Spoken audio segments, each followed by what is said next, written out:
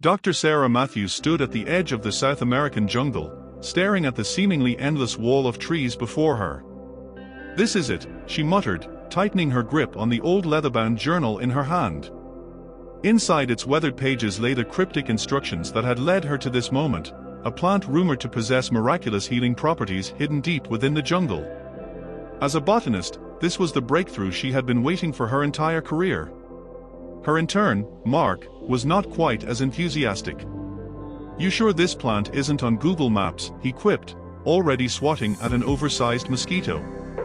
His lanky frame and uncoordinated gait made him seem out of place in the wild, and the jungle appeared to share the sentiment, doing everything it could to trip him up. The path was treacherous, filled with thick vines and unseen roots eager to take Mark down. "You know, Sarah," he said, tripping over yet another obstacle, "this could be your chance to win Botanist of the Year if that's even a thing." Sarah smiled at his antics but kept her focus sharp. "This isn't just about awards, Mark," she replied, ducking under a low-hanging branch. "If this plant exists, it could change the face of medicine forever. Imagine the lives we could save." As they ventured deeper into the jungle, the air became thick with humidity and the smell of damp earth. The further they went, the more Sarah felt an odd sensation, a tug, almost spiritual, as though something was calling her to press forward. "I don't think this is just a plant," she murmured to herself, not realizing Mark had overheard. "Well, unless it's calling for room service, I'm not interested," Mark groaned, now wrestling with his overstuffed backpack that had gotten caught in a vine. After hours of navigating through dense vegetation, they set up a small camp for the night. Sarah pulled out the journal that had led her here. It wasn't just any botanical guide, it was filled with strange markings, sketches of plants, and one critical element, an ancient map detailing the location of the legendary plant. "This map," Sarah explained, holding it up to the flickering firelight, "was hidden inside a 17th century journal I found in the university archives. Whoever wrote this knew about the plant. Look here, these symbols. They match descriptions of plants from ancient texts." Mark peered over her shoulder, squinting at the faded parchment. "Looks like someone's doodles," he said, only half interested as he fumbled with the camp stove, trying to make coffee.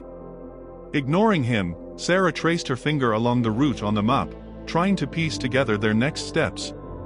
"The plant is supposed to be here," she whispered, pointing to a location marked with an unfamiliar symbol, resembling an ancient Hebrew letter.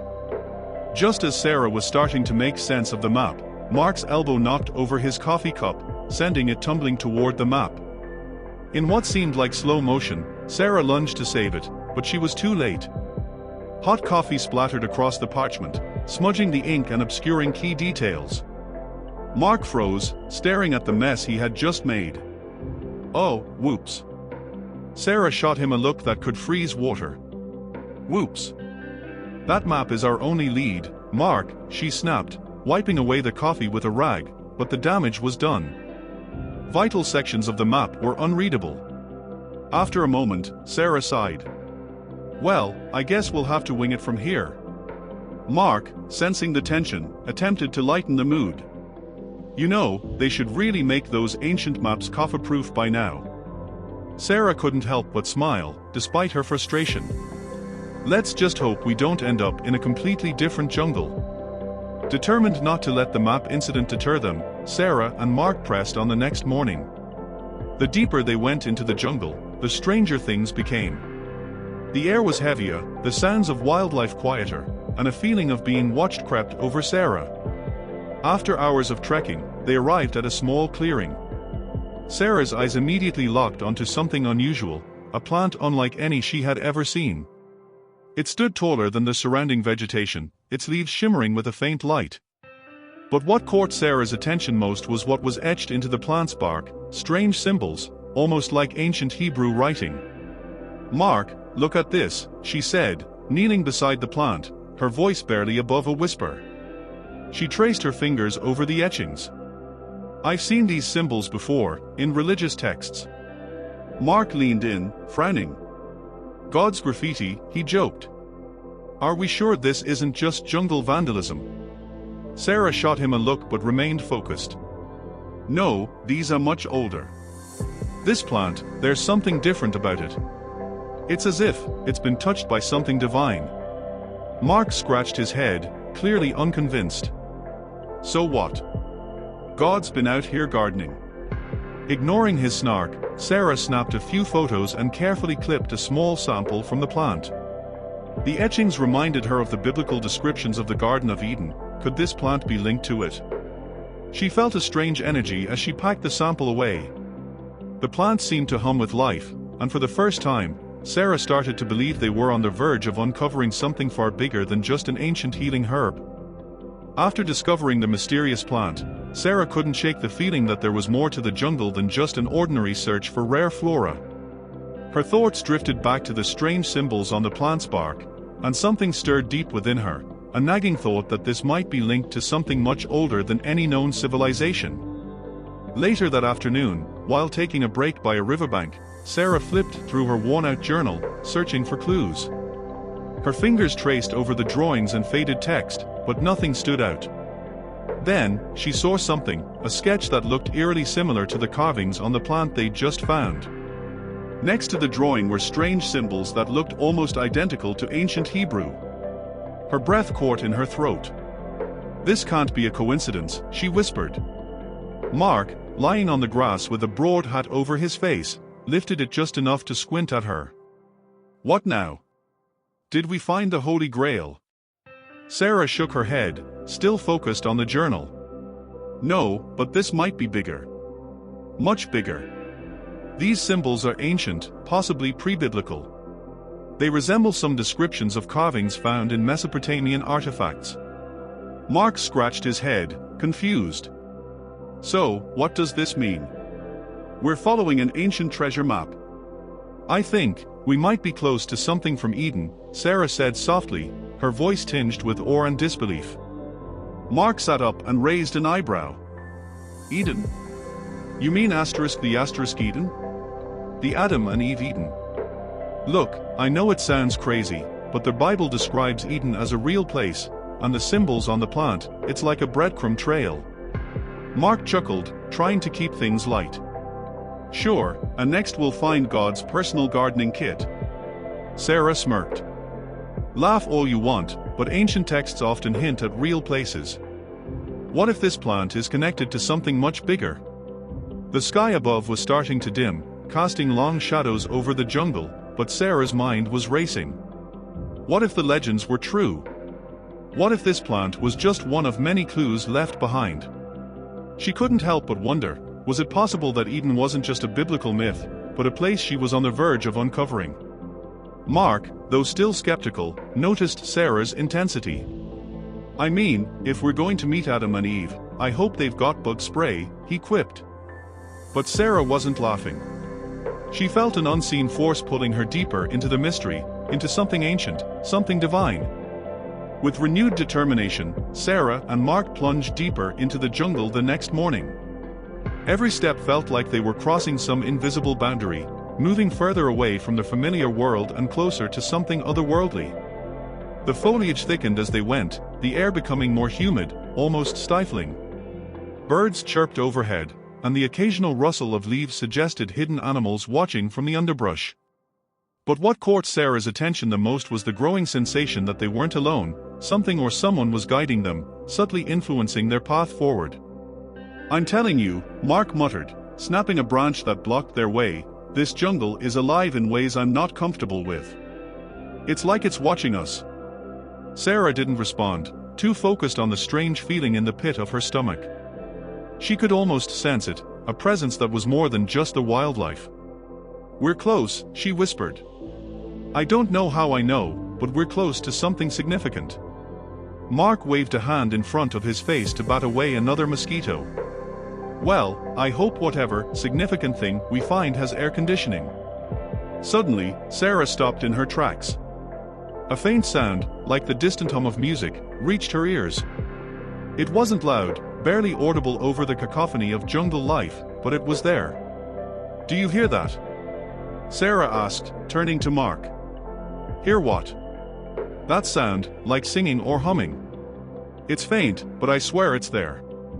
Mark tilted his head and listened for a moment. Then, with a dramatic flourish, he cupped a hand to his ear. "You mean the jungle is serenading us? Maybe it's sending us a love song." Sarah rolled her eyes, but the sound persisted, growing louder with each step. It wasn't music from any instrument she knew of, it was more like the resonating hum of the earth itself. As they ventured further, the jungle opened up to a small clearing, and the humming intensified. The trees around them seemed older, towering above with gnarled roots and thick vines. In the center of the clearing stood a massive stone slab, covered in moss and vines, with strange carvings etched into its surface. Sarah approached cautiously, running her fingers over the carvings. They were similar to the ones she'd seen on the plant, ancient, almost otherworldly. Mark, trying to lighten the mood, plopped down on a nearby rock. "Well, if we find any buried treasure, I'm calling dibs on at least one gold bar." But Sarah wasn't listening. She stared at the stone, feeling as though the answers were just beyond her reach. The humming grew louder, enveloping the clearing. She could feel it deep in her bones now. Whatever they had stumbled upon was powerful, ancient, and sacred. And in that moment, Sarah knew that this was no ordinary expedition. They were walking in the footsteps of something divine. The clearing where Sarah and Mark found themselves felt strangely calm, almost like a sanctuary. But it wasn't until Sarah turned her attention away from the stone slab that she saw it, nestled against the base of an ancient tree, glowing softly in the dappled sunlight, was a plant unlike anything she had ever seen. The plant was ethereal, its leaves shimmering with a soft, otherworldly light that seemed to pulse in time with the heartbeat of the earth itself. Its petals were delicate, glowing with hues that shifted from emerald green to a golden sheen, as if touched by divine hands. Sarah dropped to her knees, utterly captivated by the sight. This is it," she whispered, her voice barely audible. Her hands trembled as she reached out to touch one of the luminous leaves. The moment her fingers made contact, a surge of warmth flooded through her body, accompanied by a rush of vivid memories, images of a lush, beautiful garden, overflowing with life and bathed in a golden glow. She saw rivers, trees, and flowers unlike any on earth, and in the distance, two towering figures with fiery swords stood guard over a glowing tree. She gasped, pulling her hand back as the vision faded. "It's Eden," she breathed, her heart racing. "This plant, it's connected to Eden." Mark, who had been lounging on a nearby rock, looked up, bewildered. "Wait, what? Eden? Like, the Garden of Eden? Did the plant just give you some kind of divine download?" "It's more than that," Sarah said, her voice trembling with excitement. "This plant, it's not just a plant. It's a remnant of Eden. It holds memories of the garden. It's connected to something far beyond this world." Mark blinked. "Okay, so, what do we do? Do we call a priest or a botanist?" Sarah didn't respond. She was still caught in the overwhelming sensation that the plant was trying to tell her something, to communicate a message far beyond human understanding. As she sat there, staring at the glowing leaves, she knew one thing for certain: this plant was not meant to be found by just anyone. It was part of something divine, something that had been hidden for centuries. Mark, sensing the gravity of the situation for once, stood up and walked over to her. "Sarah, if this plant is from Eden, what does that mean for us? Are we in over our heads here?" Sarah looked up at him, her face pale but determined. "It means we're closer to Eden than anyone has been in millennia." As the sun dipped lower in the sky, casting golden hues across the jungle, Sarah remained transfixed by the ethereal plant. She reached out tentatively, wanting to understand its essence, but Mark was suddenly restless. "Sarah, are we sure we should be here? I mean, I've seen enough adventure movies to know that something weird always happens in jungles," Mark remarked, scanning their surroundings with exaggerated caution. Just as he finished speaking, a sudden gust of wind swept through the clearing, rustling the leaves and sending a chill down Sarah's spine. The temperature seemed to drop, and for a brief moment, the world around them felt charged with an energy that was palpable. "Did you feel that?" Sarah asked, her voice trembling slightly. Mark nodded, his bravado faltering. Yeah, it's like someone just turned the air conditioner on in the middle of the jungle. Suddenly, the humming that had filled the clearing grew louder, intertwining with the wind as if nature itself was responding to an unseen presence. Sarah's heart raced, and she felt an overwhelming sense of peace wash over her, a feeling she had never encountered before. And then she saw it. In the far corner of the clearing, partially obscured by the thick foliage, stood a figure cloaked in light. It radiated warmth, and despite the fading sunlight, the being glowed with a celestial brilliance. Sarah's breath caught in her throat as she realized it was an angel. Sarah, the angel's voice echoed softly, a melodic sound that seemed to resonate deep within her soul. You have come far, but tread carefully. The path you seek is filled with both wonder and peril. Mark, still trying to process the situation, glanced at Sarah and then back at the angel, his mouth agape. Is this, for real? Are we dreaming? The angel turned its gaze towards Mark, its eyes shining with compassion. Fear not, for you are both part of this journey. You have been chosen to understand the gifts of creation and the responsibility that comes with it. Sarah felt an urge to step closer, but the angel raised its hand gently. Not yet, for the knowledge you seek comes with trials. The plant you have discovered is a fragment of Eden, a reminder of what was lost. It is sacred, and to misuse it would lead to consequences beyond your understanding. Mark, attempting to lighten the mood, joked, consequences like giant mosquitoes. Because I've had enough of those for one day. But Sarah remained serious. What kind of consequences? The angel's gaze deepened, and Sarah could sense the weight of eternity behind its eyes. The balance of nature must be respected. This plant is not merely a healing herb, it holds memories and echoes of a time when humanity walked in harmony with God. To exploit it would invite chaos. Mark swallowed hard, finally recognizing the gravity of their situation. So what do we do? Can we use it to help people, or is that a no-go? The angel looked at Sarah again. Seek wisdom and guidance before making your choices. You are called to be stewards of creation, not its masters. Remember, the path of righteousness is rarely easy. As the last rays of sunlight faded and dusk settled in, the angel began to dissolve into the shadows, leaving only a lingering warmth behind.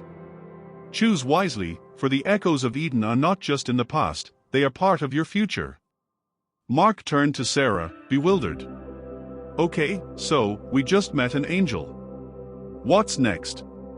Do we have to build a shrine or something? Sarah shook her head, her mind racing with the implications of the angel's warning. We need to think carefully about our next steps. As night enveloped the jungle, Sarah and Mark set up camp near the glowing plant, their minds buzzing with the recent encounter. Flickering shadows danced across their surroundings, and the sounds of the jungle morphed into a symphony of night creatures, frogs croaking, insects buzzing, and the distant rustle of leaves. Sitting by a small campfire, Sarah felt the weight of the angel's words pressing on her heart.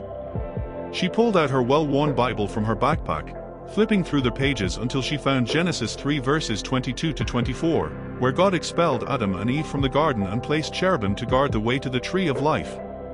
Look at this, Mark, she said, showing him the verses. This is a warning. The angels guarding Eden were put there for a reason. They were to protect something precious. Mark squinted at the text. So, does this mean we're forbidden to use the plant? I mean, we're not exactly in Eden here. No, but it does suggest that accessing its full power might not be ours to claim, Sarah replied, her mind racing.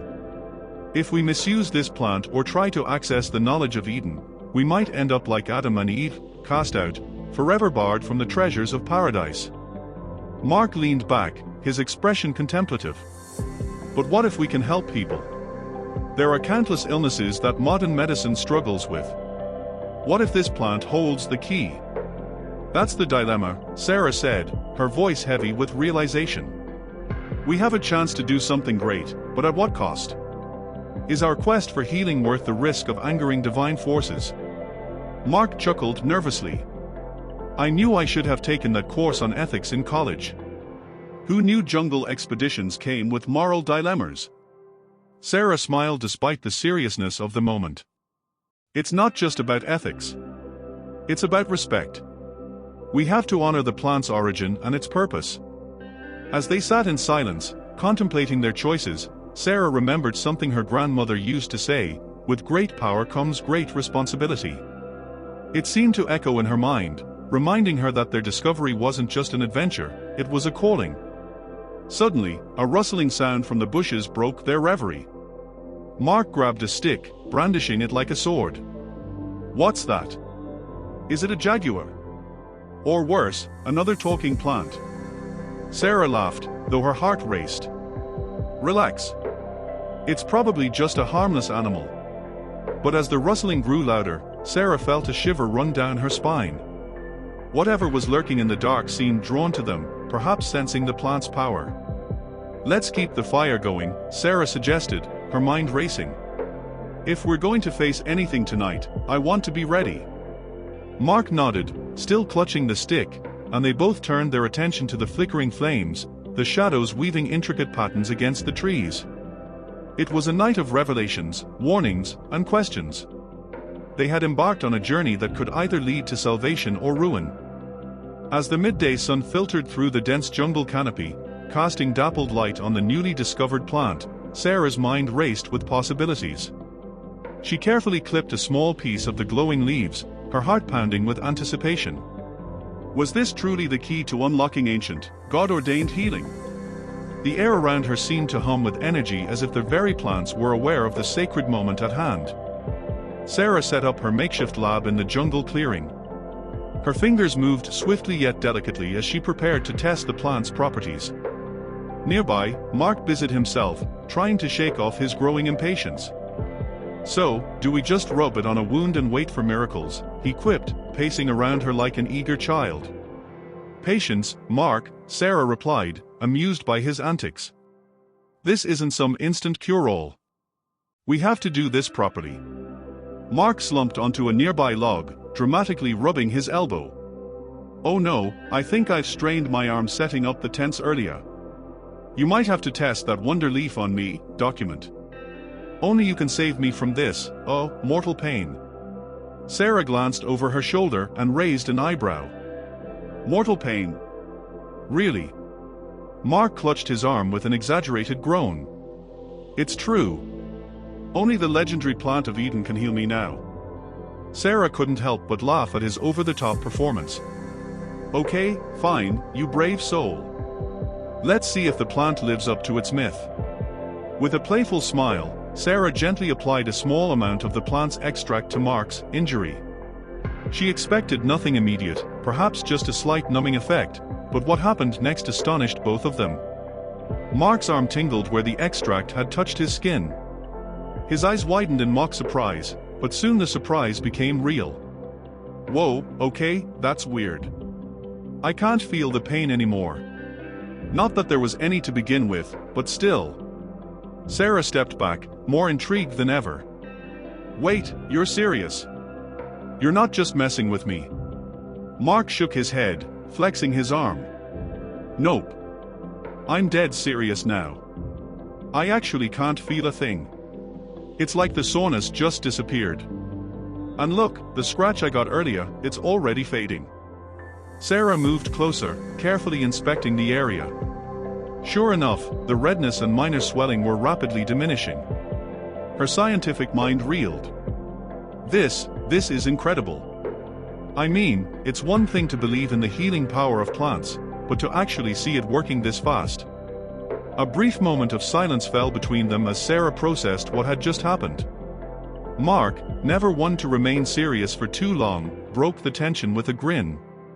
"So, do I get to claim credit for being the first guinea pig in history to test Eden's cure-all?" Sarah chuckled, shaking her head. "You might, but let's keep this between us for now. We still have no idea about the long-term effects, or if this is just a one-time reaction." Mark's face lit up with mischief. "So what you're saying is, I'm basically invincible now?" "Hardly," Sarah replied with a smirk. "But it does make you wonder, doesn't it? If this plant has the ability to heal minor wounds this quickly, what could it do for more serious ailments? Diseases?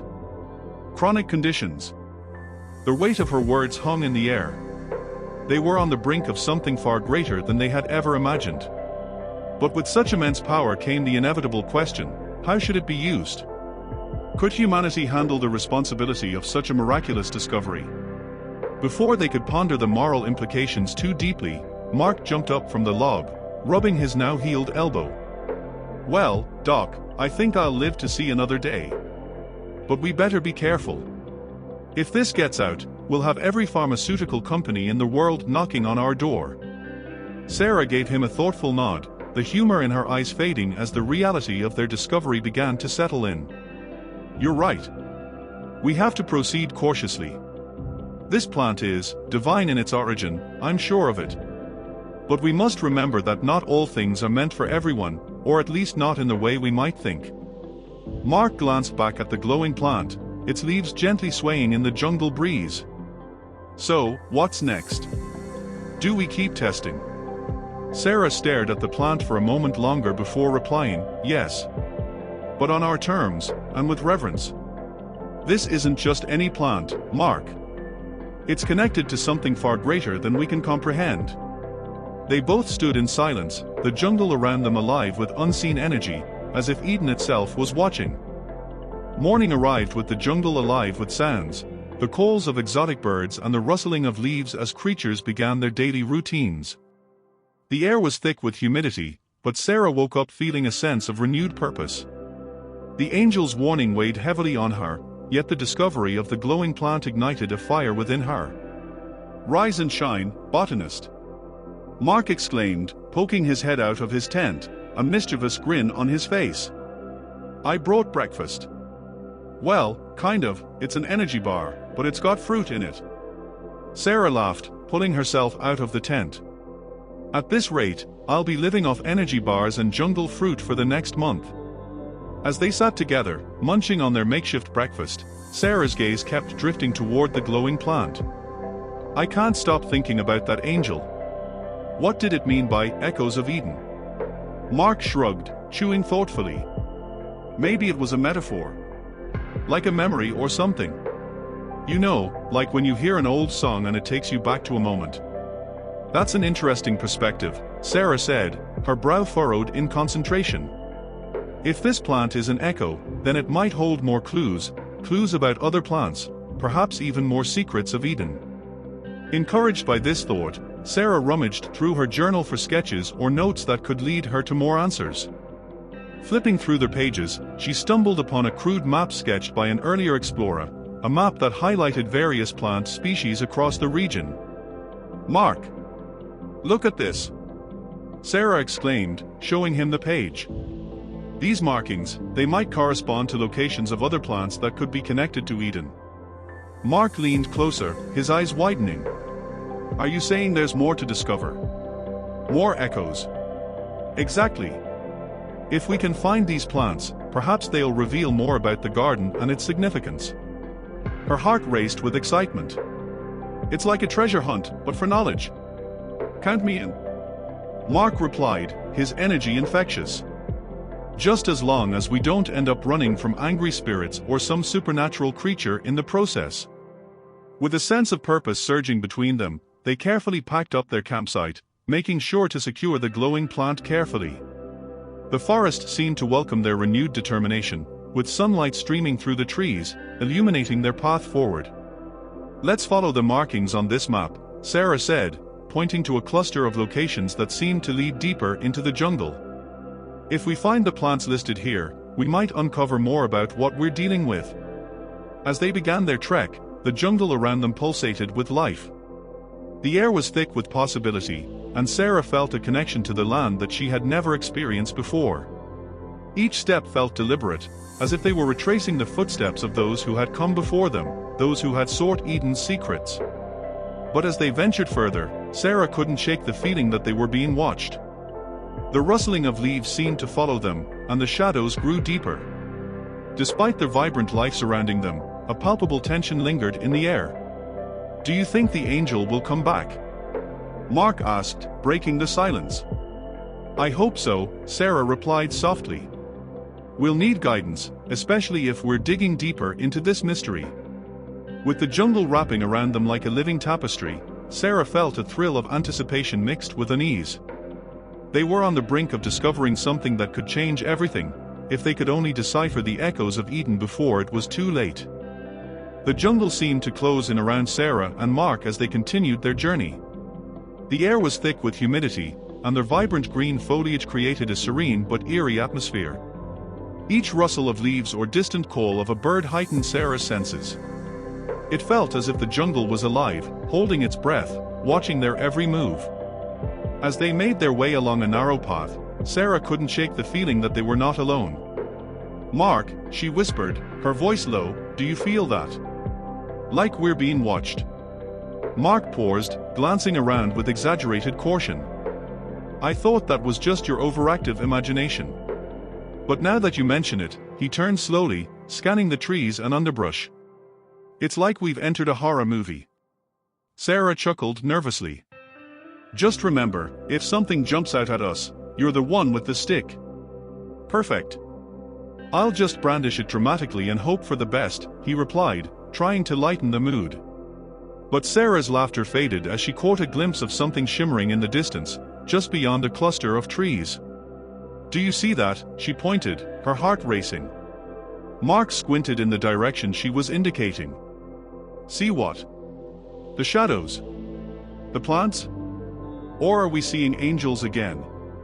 "No, not that," she insisted. "It's something glowing, like the plant." With a cautious nod, they edged closer, weaving through the dense underbrush. As they approached, the glowing object revealed itself to be an intricately carved stone pedestal, standing tall and proud amidst the greenery. Atop the pedestal rested a crystal orb that pulsed with light, radiating an almost palpable energy. "Wow, that's incredible!" Mark exclaimed, eyes wide. "What do you think it is? Could it be another clue?" Sarah wondered aloud, moving closer to examine it. The carvings on the pedestal depicted scenes of the Garden of Eden, trees laden with fruit, rivers flowing, and angels standing guard. The imagery was both beautiful and foreboding.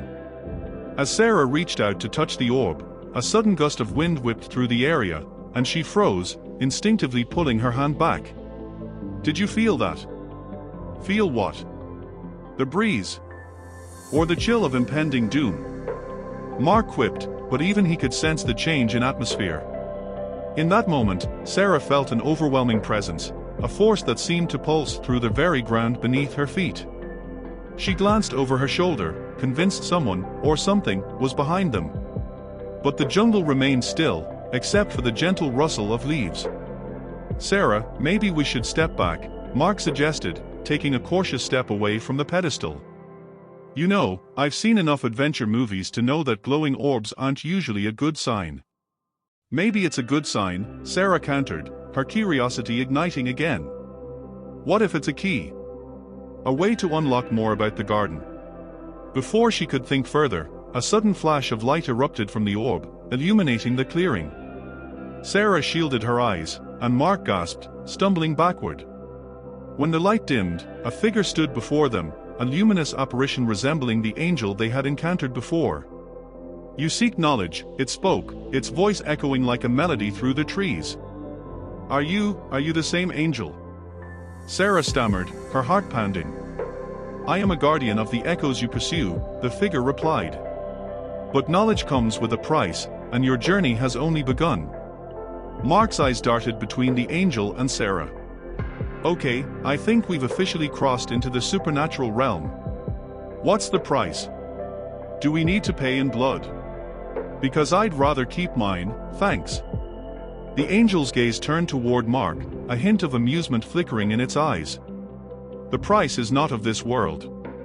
It is the choice between wisdom and temptation, the balance between help and harm." Sarah felt a chill as the words sank in. "We've been warned before. But how do we know what choice is right?" "Listen to your heart, for it is often clearer than your mind," the angel advised, before slowly fading into the shadows once more. Mark exhaled slowly, trying to process everything. "I don't know about you, but I think we need to start taking these warnings seriously. It's like we're in a real-life morality play." With a shared sense of urgency, they moved away from the pedestal, the weight of their discovery settling heavily on their shoulders. The unseen watchers in the jungle were real, guides and guardians leading them on a path laden with choices. That night, Sarah tossed and turned in her sleeping bag, her mind racing with thoughts of the day's events. The jungle sounds, chirping insects and distant howls, seemed to merge into a lullaby, lulling her into a fitful sleep. As she drifted deeper into slumber, a vivid dream enveloped her. She found herself standing in the Garden of Eden, lush greenery surrounded her, the air fragrant with blossoms, and a gentle breeze rustled the leaves. It was paradise, a place of unimaginable beauty, far beyond anything she had ever seen. "Welcome, Sarah," a soft voice called out, drawing her attention. She turned to find a figure cloaked in radiant light, the same angelic presence she had encountered earlier. "Is this real?" Sarah asked, awestruck. "Am I really in Eden?" The angel smiled, its eyes reflecting the brilliance of the garden. "You stand at the threshold of understanding, but the way is not without peril. Eden was lost to humanity, but its echoes remain." Sarah walked further into the garden, mesmerized by the vibrant colors and the songs of birds. She approached a magnificent tree, its fruits shimmering like jewels. "What are these?" she whispered, reaching out to touch the trunk, feeling an ancient energy pulsing through it. "The tree of life," the angel replied solemnly. "Here lies the essence of healing and immortality. But to partake of its fruit requires purity of heart and intent." As Sarah stood before the tree, she felt an overwhelming yearning to taste its fruit, to gain its knowledge and powers. But just as she was about to reach for it, fiery swords appeared, brandishing in the air, blocking her path. "No," she cried out, backing away. "I must enter. I need to know." The angel stepped forward, its expression grave. "The way is shut. Humanity's choices led to separation from this sacred place. Temptation lingers at every corner. You must understand the weight of the knowledge you seek." As the fiery swords flickered, Sarah felt despair wash over her. "But I want to help people. I want to use the plant to heal." "You must first confront your motives," the angel cautioned. "True healing comes from love and sacrifice, not mere desire for power." With that, the garden began to dissolve around her. The vibrant colors faded into darkness, and the angel's voice echoed in her ears, "Choose wisely, for the heart is often blind to its true desires." Sarah jolted awake, her heart racing. The dream felt so real, so profound. She glanced around the dimly lit jungle, the shadows dancing around her tent. Mark was still asleep nearby, oblivious to her turmoil. Tears filled her eyes as she grappled with the weight of the angel's warning. "Am I seeking knowledge for the right reasons?" she whispered to herself, feeling the burden of her choices pressing down. She recalled the radiant beauty of Eden, the tree of life, and the message of responsibility. It was no longer just an adventure, it was a quest for truth that could change everything. As the first light of dawn broke through the canopy, illuminating the jungle with a golden glow, Sarah resolved to share her dream with Mark.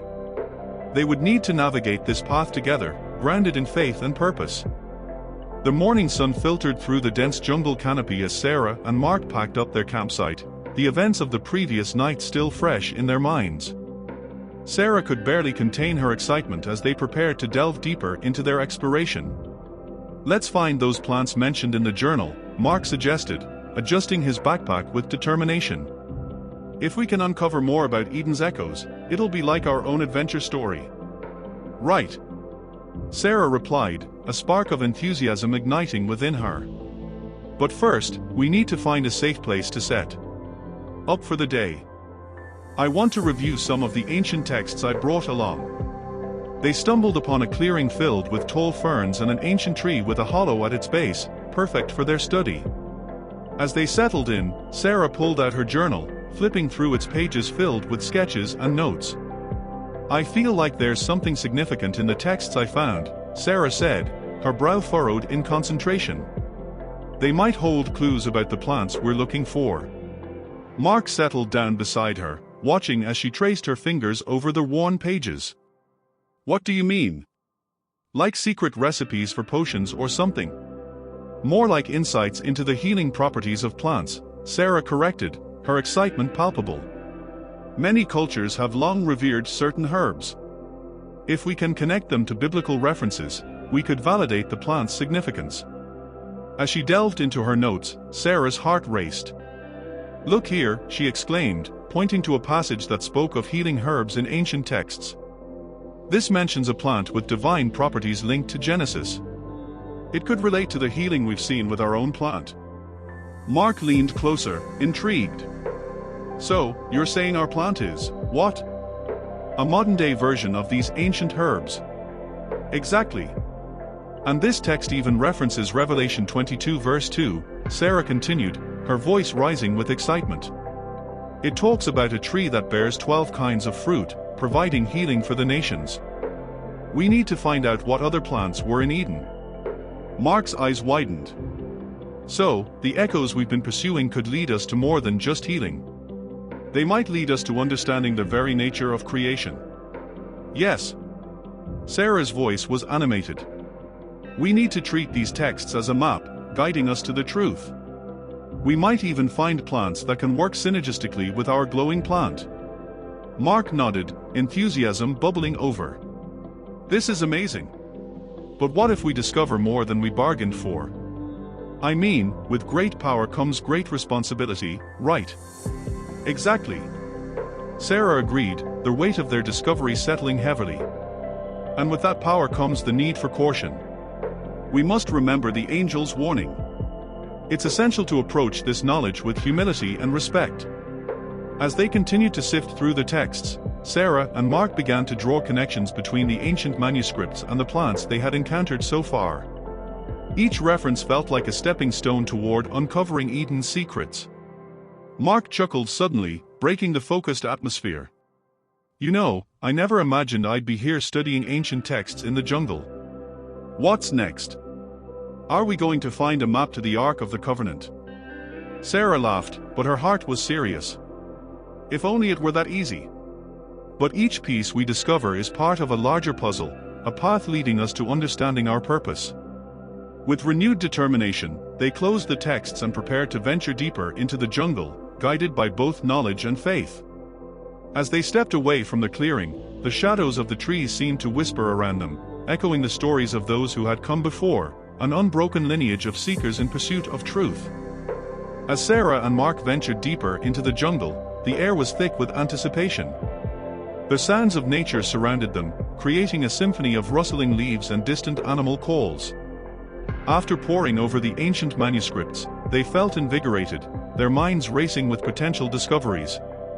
"Okay, let's make a plan," Mark said, his tone turning serious. "We need to decide which direction to go based on the plant references we found. I'm thinking the eastern part of the jungle aligns with the manuscript's notes." "Good idea," Sarah replied, glancing at the compass she had tucked into her backpack. "But let's keep our eyes open. The forest can be deceptive." They pressed on, winding through thick underbrush, the sunlight filtering through the canopy above. Suddenly, a rustle in the bushes caught Sarah's attention. She stopped, holding her breath, and Mark turned to her, his brow furrowed. "What now?" he whispered. "Did you hear that?" she asked, her eyes scanning the foliage. Before Mark could respond, a small figure darted out from behind the ferns, startling them both. "Hey there," it called, waving enthusiastically. "I thought you might need some help." As the figure emerged into the light, Sarah and Mark exchanged confused glances. It was a young girl, no more than 10 years old, with wild hair, dirt-streaked cheeks, and a mischievous smile. She wore a patchwork dress that looked like it had seen many adventures. "Who are you?" Mark asked, still on edge. "I'm Lila," she declared, hands on her hips, as if she owned the jungle. "I've been watching you. You're looking for something, aren't you?" Sarah felt a mix of curiosity and caution. "Yes, we are. But how do you know that?" "I see things. I hear things. I live here, you know," Lila said, beaming with pride. "The jungle tells me all its secrets. It's like my best friend." Mark raised an eyebrow. "And how can we trust you?"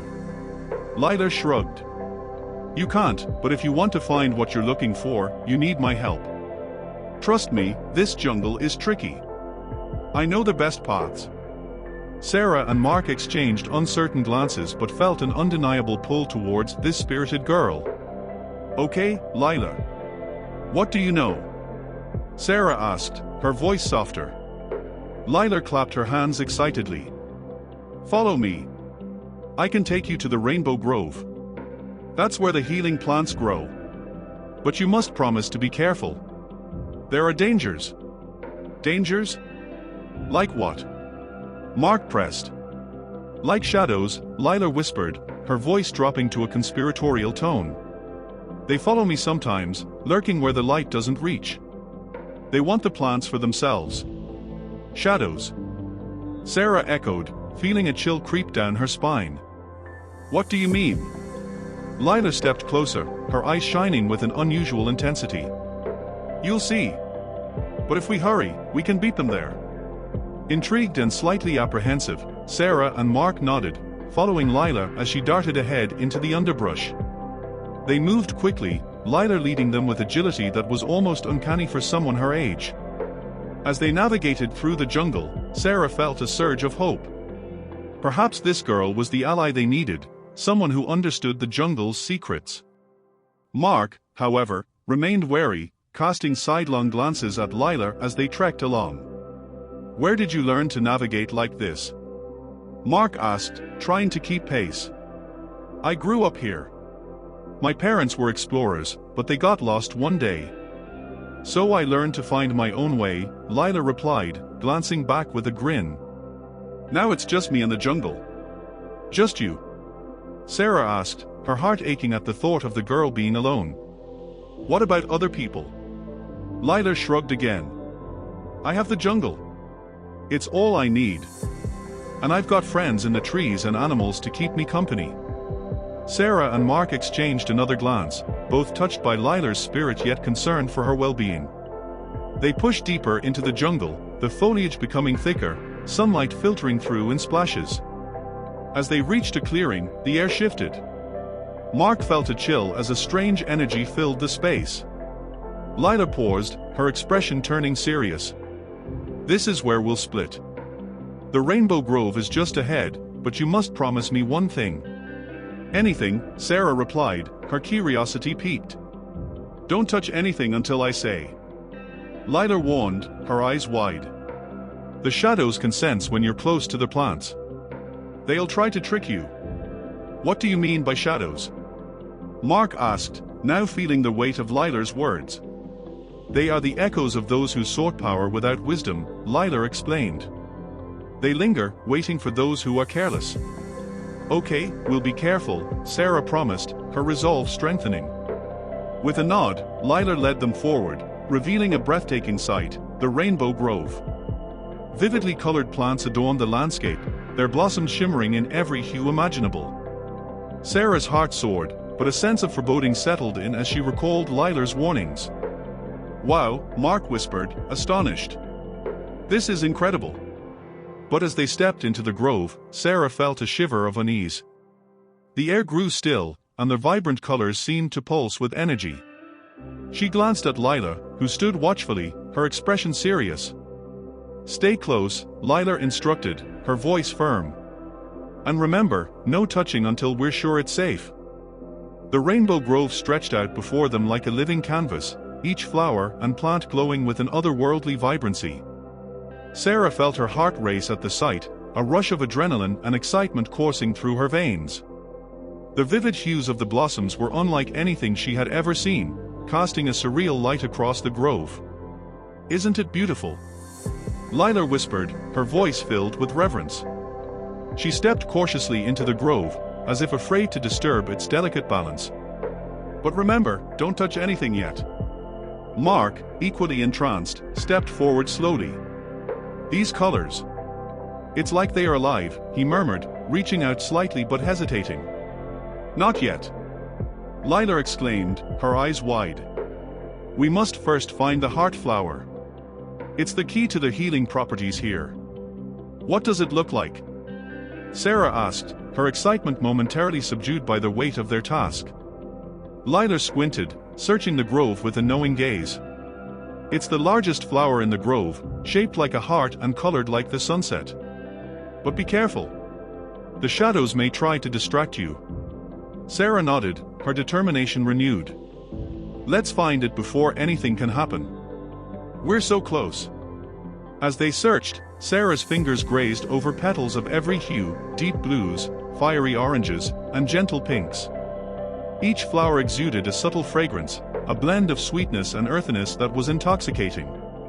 But with every step, Sarah felt an undercurrent of tension in the air, as if the grove itself was holding its breath. Over here! Lilar called, her voice echoing in the quiet. They hurried toward her, finding her standing before a magnificent flower that towered above the others. It's beautiful! Mark exclaimed, eyes wide with wonder. The heart flower bloomed in brilliant shades of crimson and gold, its petals unfurling like rays of sunlight. The air around it hummed with energy, and Sarah could almost feel its warmth radiating. This must be it, she said, stepping closer. Wait! Lilar shouted, her voice urgent. You can't just grab it. We need to approach it with respect. Right, Sarah agreed, swallowing her desire to reach out. What do we do? Lilar thought for a moment, then gestured toward a circle of stones surrounding the flower. We need to create a safe space. Let's each gather some smaller flowers and place them in a circle. It will help ward off the shadows.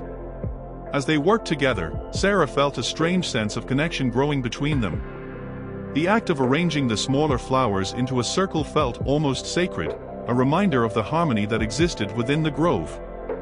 Once the circle was complete, Lilar turned to the heart flower. Now we can approach it, she said, taking a deep breath. But remember, don't touch it directly. We need to ask for permission. Ask. Mark echoed, his brow furrowed in confusion. Yes, Lilar explained, her eyes shining with conviction. The plants here are alive. They can sense our intentions. If we approach with respect, they may allow us to take a small part without harm. Taking a deep breath, Sarah stepped forward. The energy in the grove pulsing around her. Heart flower, we seek your wisdom and healing. We come in peace, wishing to understand your properties and share them with the world. As she spoke, the flower began to shimmer, its petals vibrating gently in response. Sarah's heart raced as she felt a connection, an understanding that transcended words. It was as if the flower was listening, weighing their intentions. Mark stepped forward next, his voice steady. We promise to honor your gifts and share them wisely. Please, guide us. Lilar closed her eyes, her hands raised as if in prayer. We are here as seekers of truth, not for power. Show us the way. Suddenly, the air crackled with energy, and the heart flower seemed to radiate light.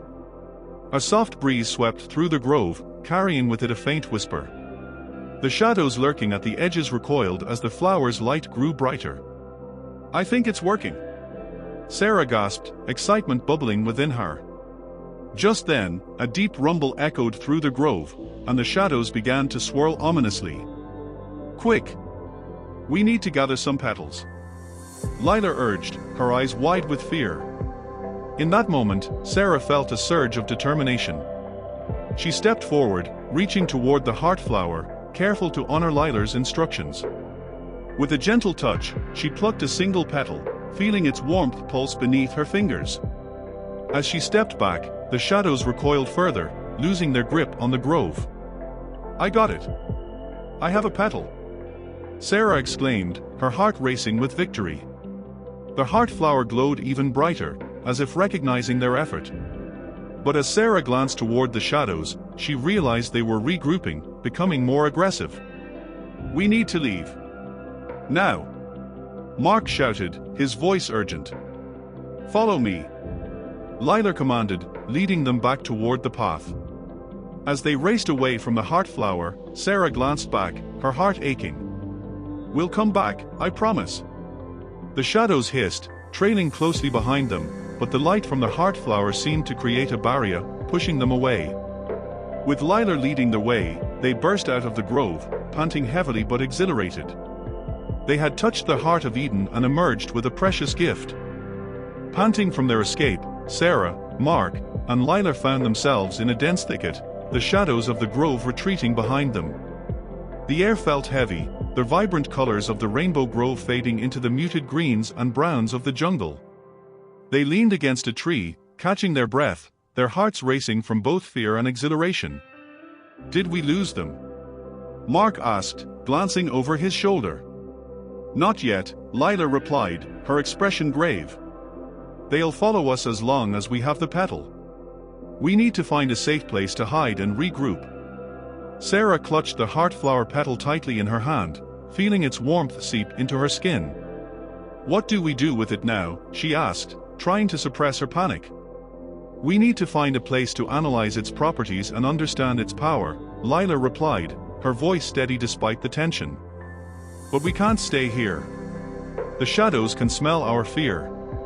"Then let's keep moving," Mark said, determination returning to his voice. "We can't let them catch us."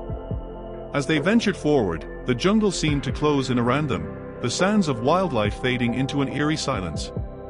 Lila led the way, weaving through the thick foliage with agility, her instincts sharp as she navigated the unseen dangers. "What exactly are these shadows?" Sarah asked, trying to keep her thoughts focused amidst the rising anxiety. "Are they real?" "They are echoes of those who sought power without wisdom," Lila explained, her voice low. "Those who tried to take more than they deserved from the earth. They are trapped here, waiting to ensnare anyone who is reckless." Mark frowned. "So they're like guardians? But twisted?" "Yes," Lila nodded, her expression solemn. "They are manifestations of greed and desperation, lingering as a warning. If we're not careful, we could become just like them." "That's a heavy thought," Sarah said, her heart sinking. "We have to stay true to our purpose." As they pressed on, Sarah could feel the shadows closing in, lurking just beyond the edge of her vision. Each rustle in the leaves sent shivers down her spine, and she glanced nervously at Lila, who seemed unbothered, her gaze fixed ahead. "Keep moving," Lila urged. "We're almost there." After what felt like an eternity, they reached a small cave, partially hidden behind a curtain of vines. "This is it. We can rest here for a moment," Lila said, ducking inside. The cave was cool and dim, the walls glistening with moisture. They huddled together, catching their breath, the adrenaline slowly ebbing away. "Okay, let's look at the petal," Mark said, pulling it from Sarah's hand. It glowed softly in the darkness, illuminating their faces. Lila took the petal, examining it closely. "It feels warm." "That's a good sign." "It's still filled with energy." Sarah leaned in, intrigued. "What should we do with it?" "We need to break it down," Lila replied, pulling out a small, worn stone tablet from her backpack. "I found this in my explorations.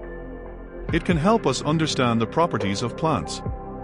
If we crush the petal and mix it with water, we can test its healing abilities." Mark nodded, grabbing a small rock from the cave floor. "Let's do it." As they worked together, the tension in the air began to lift. Sarah felt a renewed sense of purpose, the darkness from the shadows fading into the background. Once they had crushed the petal, Lila poured a small amount of water over it, creating a shimmering paste. "This is just the beginning.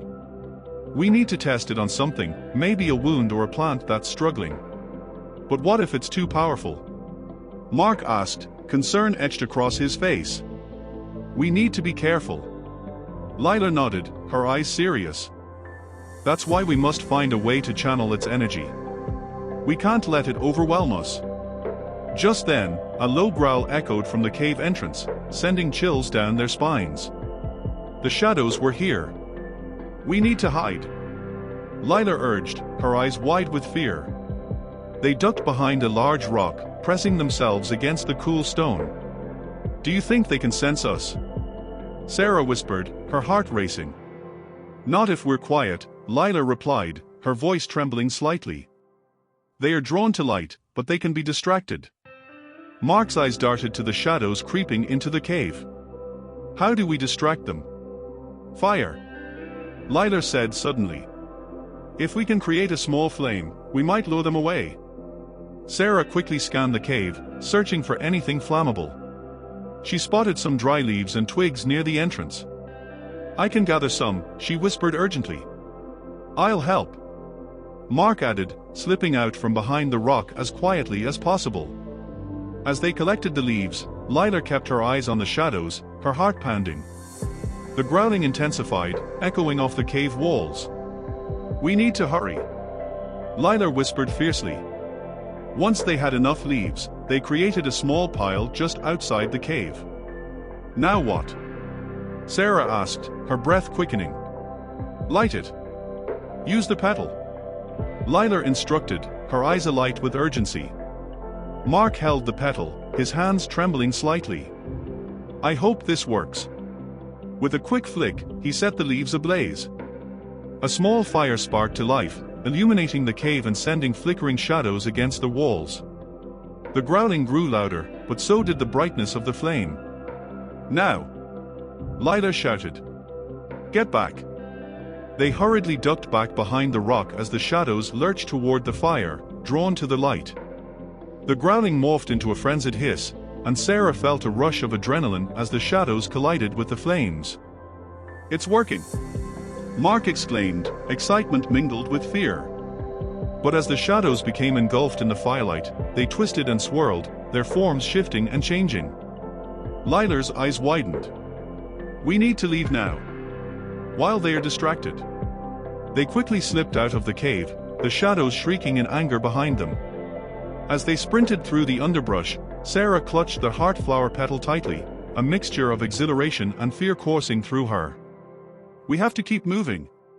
We have to find a place to regroup, Lila shouted over her shoulder. As they plunged deeper into the jungle, Sarah knew one thing for certain: the journey had just begun, and the echoes of Eden were calling them forward, into the unknown.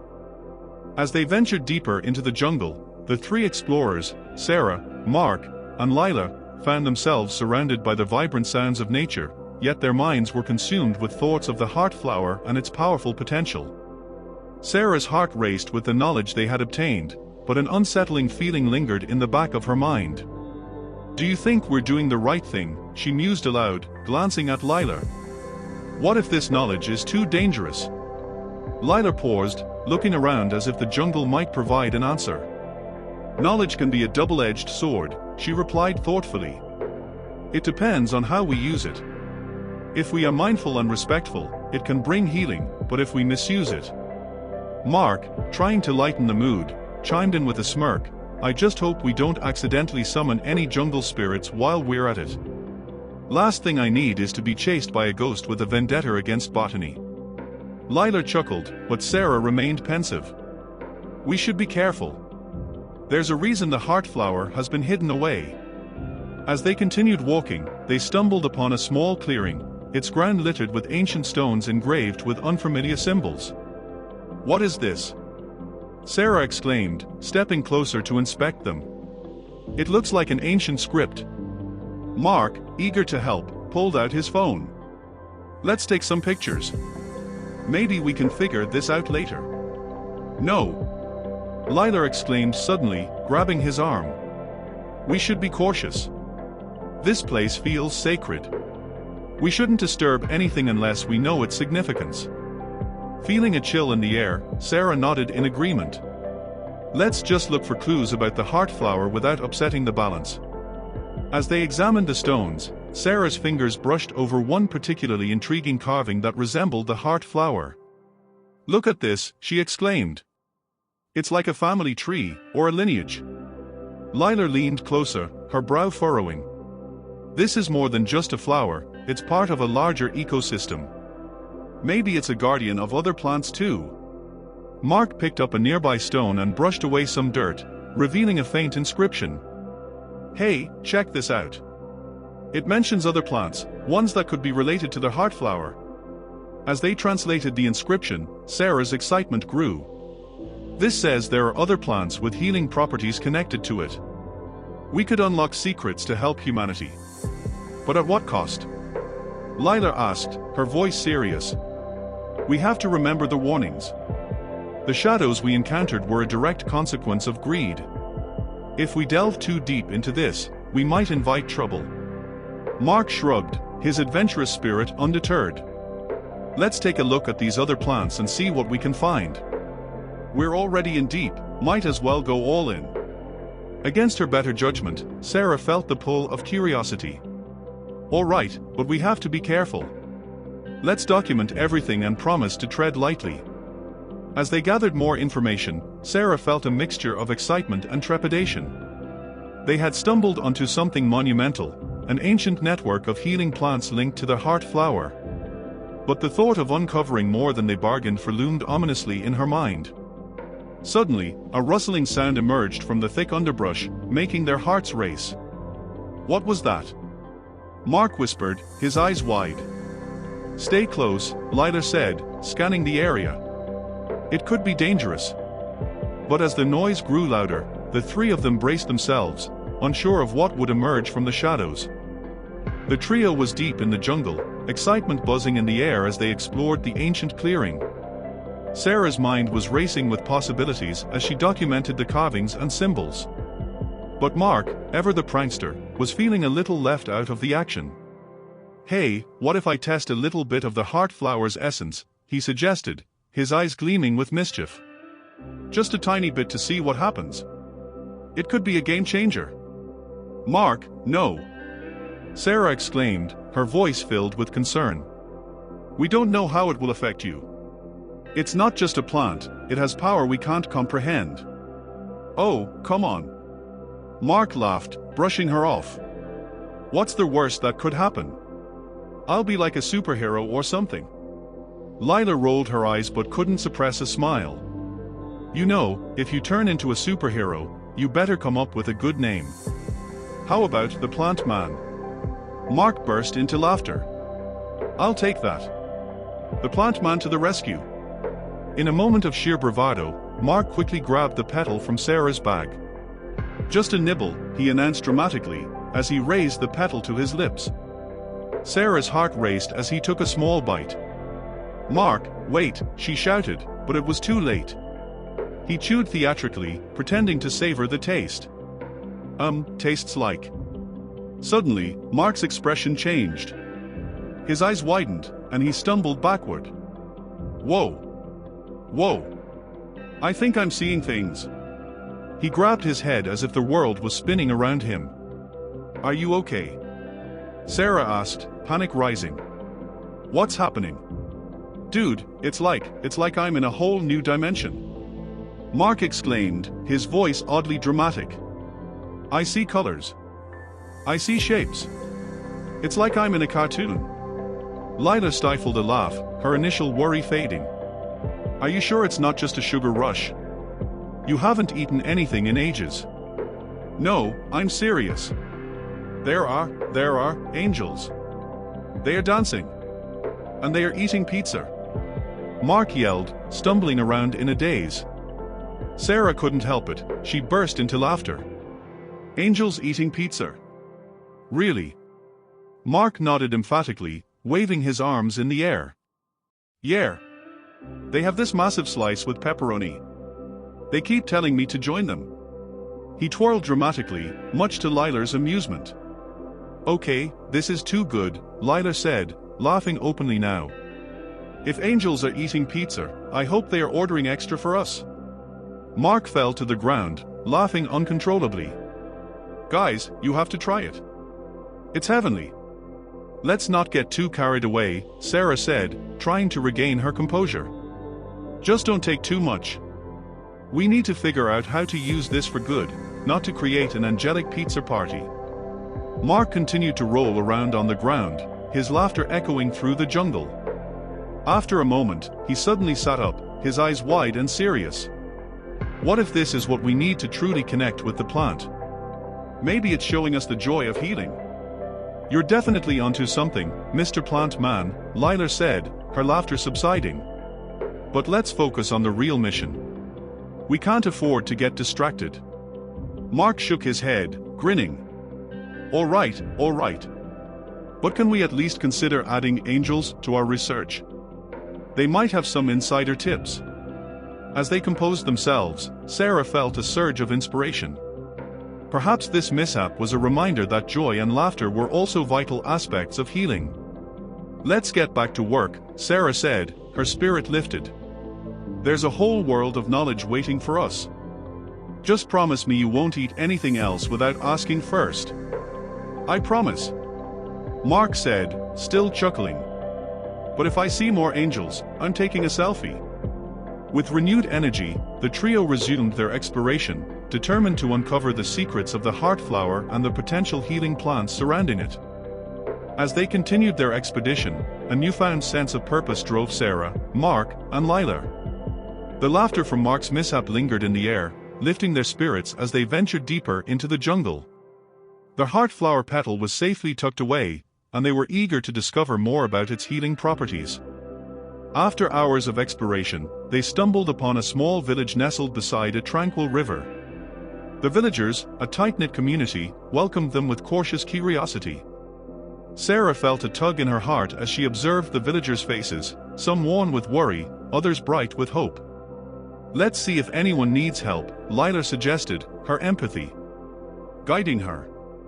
"They might have ailments we can address with the heart flower." As they approached, a woman named Rosa stepped forward, her expression a mixture of warmth and concern. "Welcome, travelers. We have heard of your journey. You seek healing, yes?" "Yes," Sarah replied, her determination shining through. "We have discovered a rare plant that may hold incredible healing properties. Is there anyone here who could use it?"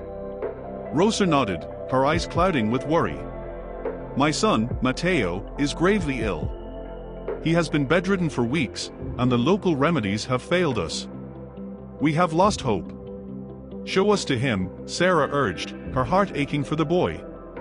"We want to help." They followed Rosa to a modest hut, where Matteo lay on a simple bed, his face pale and frail.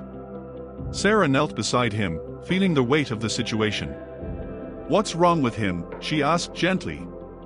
"He has a fever that won't break," Rosa explained, tears glistening in her eyes. "He has lost his strength, and we fear he will not recover." Taking a deep breath, Sarah reached into her bag and retrieved the heart flower petal. "I believe this can help. But we must be careful and respectful. This is a powerful gift from nature." Mark stood close, his demeanor serious now. "What do you want me to do?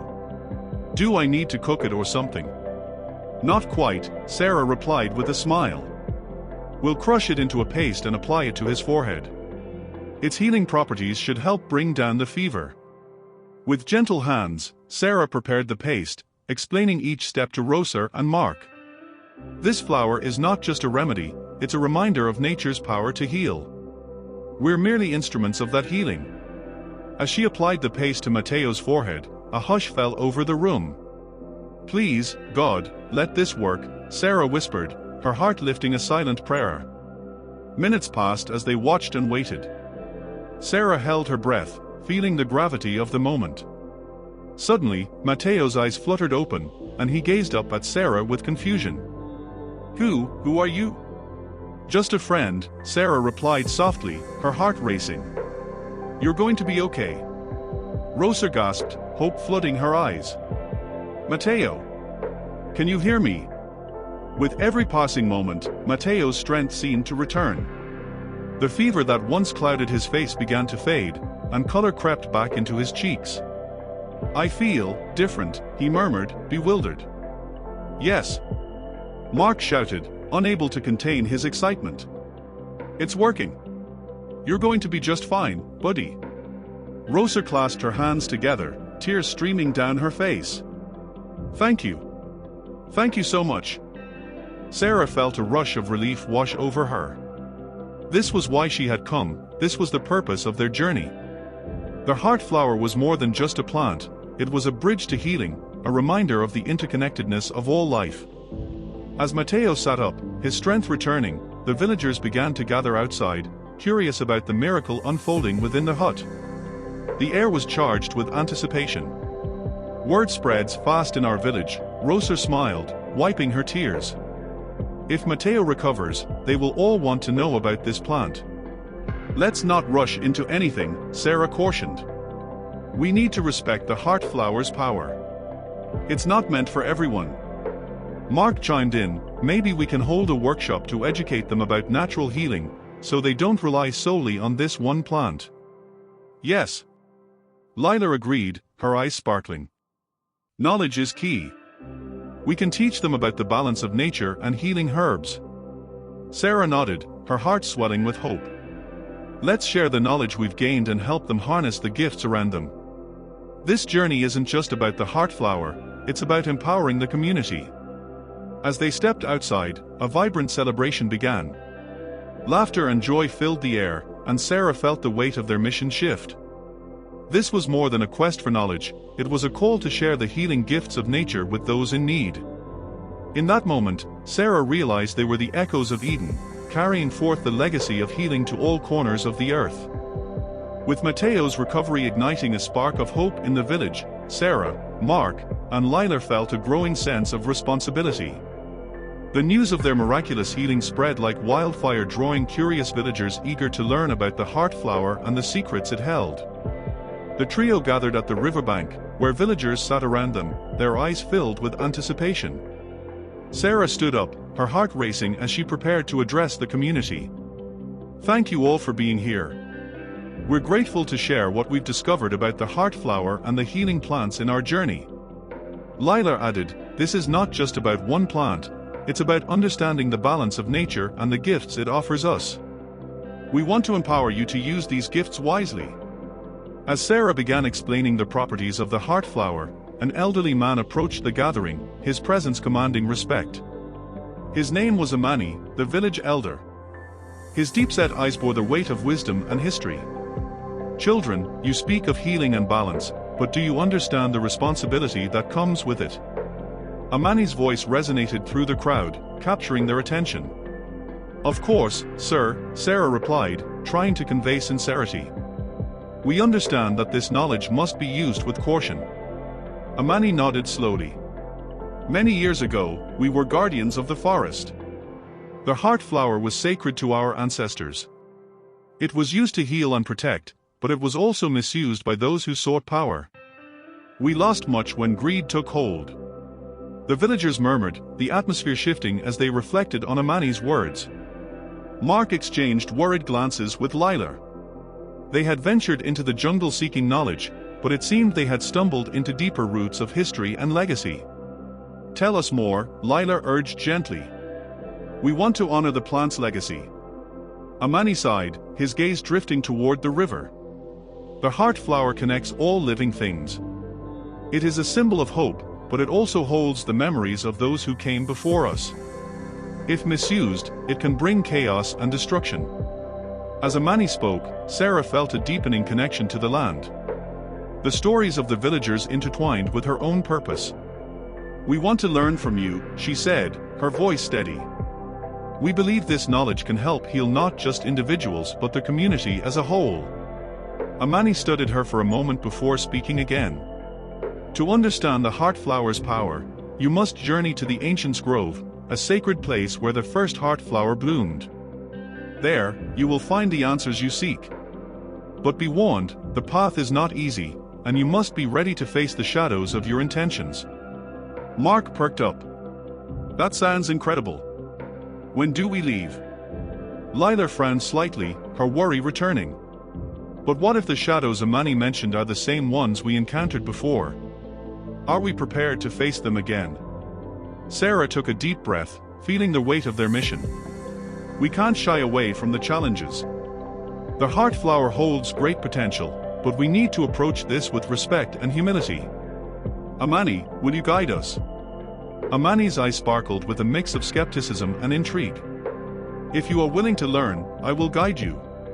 But know this, the journey will test your hearts and resolve. As they made preparations for their journey, excitement and trepidation swirled within the group. The villagers rallied to support them, gathering supplies and offering blessings. The atmosphere was charged with anticipation. Under the moonlight, Sarah reflected on the significance of their journey. The echoes of the past intertwined with their present, guiding them toward a greater purpose. Together, we can bring healing back to this land, she whispered to herself, feeling the heartbeat of the jungle resonating with her own. The sun rose over the horizon, casting a golden hue across the village as Sarah, Mark, Lila, and Amani prepared for their journey to the Ancient's Grove. The villagers gathered to offer their blessings, wrapping the explorers in woven bracelets symbolizing protection and unity. Remember, the heart flower is not just a plant, it is a guide, Amani reminded them as they set out. It will reveal itself to those who approach it with a pure heart. With each step into the jungle, the dense foliage enveloped them, the air thick with the scent of earth and blooming flowers. Mark, brimming with energy, took the lead. This is it. Adventure awaits. But Lila felt a sense of foreboding. Let's keep our wits about us. The shadows may not be far behind. As they trekked deeper, the path grew narrower, winding between towering trees and thick vines. Amani walked steadily, his presence grounding them. The sounds of the jungle intensified, creating a symphony of rustling leaves, distant animal calls, and the rushing water of hidden streams. Hours passed, and the landscape began to change. They entered a section of the jungle that felt different, an ancient energy pulsing through the air. This must be the boundary of the Ancient's Grove, Amani said, his voice barely above a whisper. Feel the heartbeat of the land. Suddenly, the atmosphere shifted. The air became charged, and an eerie silence enveloped them. I don't like this, Mark muttered, glancing nervously around. Where are all the sounds? Stay close, Lila urged, her intuition heightened. Something feels off. As they pressed on, the path narrowed further, the dense foliage closing in around them. Just then, shadows flickered at the edge of their vision, moving stealthily among the trees. Mark's heart raced. Did you see that? We're not alone. Amani held up a hand, signaling for silence. Listen. The whispers of the jungle returned, but now they were laced with a sinister undertone. They are the shadows, he said, his voice calm. They will test your resolve.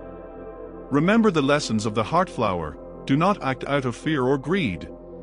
Sarah took a deep breath, grounding herself. We must stand together. We're here for a reason, and we have the knowledge of the villagers to guide us. As they moved forward, the shadows grew closer, coalescing into forms that danced just out of reach. A figure emerged, a shadowy representation of Sarah's deepest fears, reflecting moments of doubt and insecurity. You think you can wield the heart flower, it taunted, its voice echoing through the trees. Sarah, don't listen to it. Mark shouted, stepping in front of her. You're stronger than this. Prove it, the shadow hissed, lunging toward Sarah. She felt a rush of panic but steadied herself, recalling the warmth of the village and the support they had received. I am not defined by my fears, she declared, feeling the energy of the heart flower resonate within her. I seek healing, not power. As her words hung in the air, the shadow recoiled, momentarily dissipating. But more shadows emerged, each targeting one of them. Lila faced her own shadow, a manifestation of self-doubt and past failures. You're not worthy, it sneered, pushing her to remember moments of inadequacy. No. I've learned and grown, Lila said firmly, channeling her inner strength. I am more than my past mistakes. With their combined voices echoing in the jungle, the shadows began to falter, flickering like candle flames caught in a breeze. Amani, observing their resolve, nodded with approval. You are stronger than the darkness. Hold on to your truth. Together, they formed a circle, standing united against the encroaching shadows. We are here to heal, to honor the heart flower, and to share its gifts. Sarah shouted. As they affirmed their purpose, the shadows began to dissolve, retreating back into the depths of the jungle. The path before them cleared, revealing a shimmering light in the distance, the Ancient's Grove. Breathless but triumphant, the group pressed on, the knowledge that they had faced their fears igniting a fierce determination within them. They had taken the first steps toward understanding the deeper legacy of the heart flower. As the shadows retreated, the light from the Ancient's Grove beckoned them forward, illuminating their path with a soft, ethereal glow. With each step, they felt a profound sense of reverence envelop them. The air hummed with energy, and an intoxicating scent of blossoms filled their lungs. Upon entering the grove, the sight before them took their breath away. Towering trees stood sentinel. Their trunks gnarled and ancient, each one adorned with vibrant, luminescent flowers that seemed to pulse with life. In the center of the grove lay a small clearing, where a magnificent heart flower blossomed, its petals radiant and shimmering. Amani stepped forward, his expression filled with awe. This is the heart of our history. Here, you will find the true essence of the heart flower and the wisdom of the ancients. As they approached the flower, Sarah felt an overwhelming energy emanating from it. She knelt before the heart flower, her heart racing with anticipation. "This is incredible," she breathed, reaching out to touch its velvety petals. Just then, a soft voice echoed through the grove. "Who dares to seek the heart of the ancients?" The group turned to see a figure materializing from the shadows, a radiant being draped in flowing robes, their eyes shimmering like stars. "I am Elara, the guardian of the heart flower. You have come seeking knowledge, but knowledge comes with responsibility." Sarah felt a mix of awe and trepidation. "We seek to understand the heart flower and its healing properties. We want to help our village." Elara's gaze pierced through them, as if assessing their very souls. The heart flower is a powerful gift, but it is not to be taken lightly. You must prove your intentions are pure and selfless. Only then will you receive the wisdom you seek. Mark stepped forward, emboldened. "We're ready to prove ourselves. We want to share this knowledge with our village, to help heal and empower them." Elara nodded, a small smile playing on their lips. "Very well. You must complete 3 trials, each representing a facet of the heart flower's legacy: healing, balance, and sacrifice. Only by conquering these trials will you gain the wisdom to carry forth its legacy." As she spoke, the grove transformed around them, morphing into 3 distinct landscapes. The first was a lush meadow, bursting with vibrant flowers but shadowed by a thick fog. For the trial of healing, you must dispel the fog and bring life back to this meadow. Lila stepped forward, her voice steady. "We can do this together." As they moved into the meadow, the fog thickened, obscuring their vision. "We need to focus," Sarah said, closing her eyes to center herself. "Let's channel the energy of the heart flower." Mark nodded, standing beside her. "Together, we can bring light into this darkness." They joined hands, feeling the energy of the heart flower flow through them. "We are here to heal," Sarah declared, and as they focused their intentions, a warm light began to emanate from their joined hands. Gradually, the fog began to dissipate, revealing the vibrant colors of the meadow beneath. Flowers unfurled, their beauty awakening as life returned to the land. The air filled with the sweet scent of blossoms, and they felt the joy of the earth beneath their feet. "You have passed the first trial," Elara's voice resonated through the meadow. "Now, for the trial of balance, you must restore harmony between the elements." The landscape shifted again, transforming into a scene of chaos where fierce winds howled and torrents of rain poured down. "You must calm the storm and bring balance back to the land," Elara instructed. With determination, the group stepped into the storm. "We need to find the source of this chaos," Lila said, her voice cutting through the noise. As they moved through the tempest, they realized the winds were fueled by discord, their fears and doubts surfacing again. "We must remember our purpose," Sarah shouted over the roar. "We are here to bring harmony." Together, they formed a circle again, focusing on their intentions. "We are here for the people, to heal and bring hope," Mark called out. As they united their energies, the winds began to calm, the rain easing to a gentle drizzle. The sun broke through the clouds, illuminating the land with a golden light. "You have passed the second trial," Elara announced, their voice filled with approval. "Now, for the final trial of sacrifice, you must confront your deepest desires." The landscape shifted once more, revealing a serene lake reflecting their faces. The water was crystal clear, and at its center floated a beautiful heart flower, pulsating with life. "Only one of you may claim the heart flower," Elara said, their voice echoing. "But to take it, one must be willing to sacrifice their own desire for the greater good." Mark stepped forward, his eyes locked on the flower. "I'll do it." If it can help our village, I'll sacrifice my desire. No. Lila protested. We can all share in its wisdom. We don't need to sacrifice anyone. But Sarah felt a wave of understanding wash over her. What if we each put our desires aside? We can share the knowledge of the heart flower together. As they stood united, each reflecting on what they were willing to give up, the lake began to shimmer. The heart flower glowed brighter, recognizing their selflessness. Slowly, it began to sink beneath the water, a symbol of the sacrifice that was made. You have proven your worthiness, Ilara said, their voice resonating with gratitude. The heart flower's wisdom will now be yours to carry forth. Use it to heal, empower, and share with your community. As the grove began to fade, Sarah felt a rush of emotions. This journey had tested them, but it had also deepened their bond and purpose. They were ready to return to their village, equipped with the wisdom of the ancients and the power to heal. The journey back to the village was a vibrant tapestry of emotions. Sarah, Mark, Lila, and Amani walked with renewed purpose, the wisdom of the ancients and the heart flower pulsing within them. The jungle felt alive, its colors brighter, and the air was filled with the sound of chirping birds and rustling leaves. As they approached the village, they could see villagers gathered, their faces filled with concern and curiosity. Word had spread of their quest to the ancients' grove, and anticipation hung in the air like morning mist. We're almost home, Lila said, glancing at the others, her heart racing. Let's share what we've learned. The villagers turned as the group entered the clearing, their faces lighting up with joy. Matteo was the first to rush forward, his eyes shining. You've returned. What did you find? Sarah stepped forward, the heart flower cradled gently in her hands, its radiant petals glowing softly. We found more than we ever imagined, she began, her voice steady. The heart flower holds incredible healing properties, but it also carries a legacy of responsibility.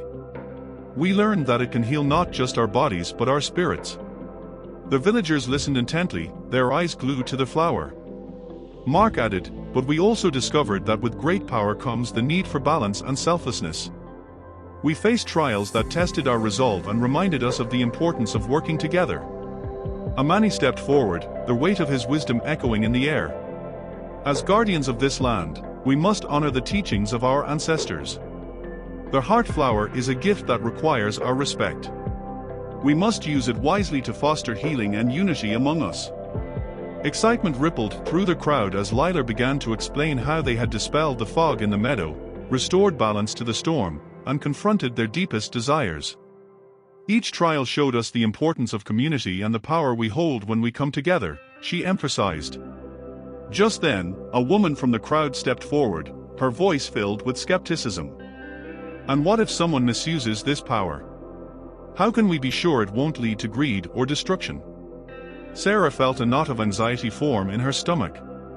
We can't control how others will act, she admitted. But we can choose to educate and empower each other. Together, we can create a foundation of trust and understanding. Matteo nodded, stepping beside Sarah. We have to be vigilant and support one another.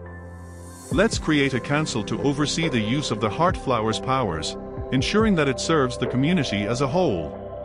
Amani smiled at the enthusiasm of the villagers. This is a good start. By working together, we can uphold the legacy of the ancients and guide future generations.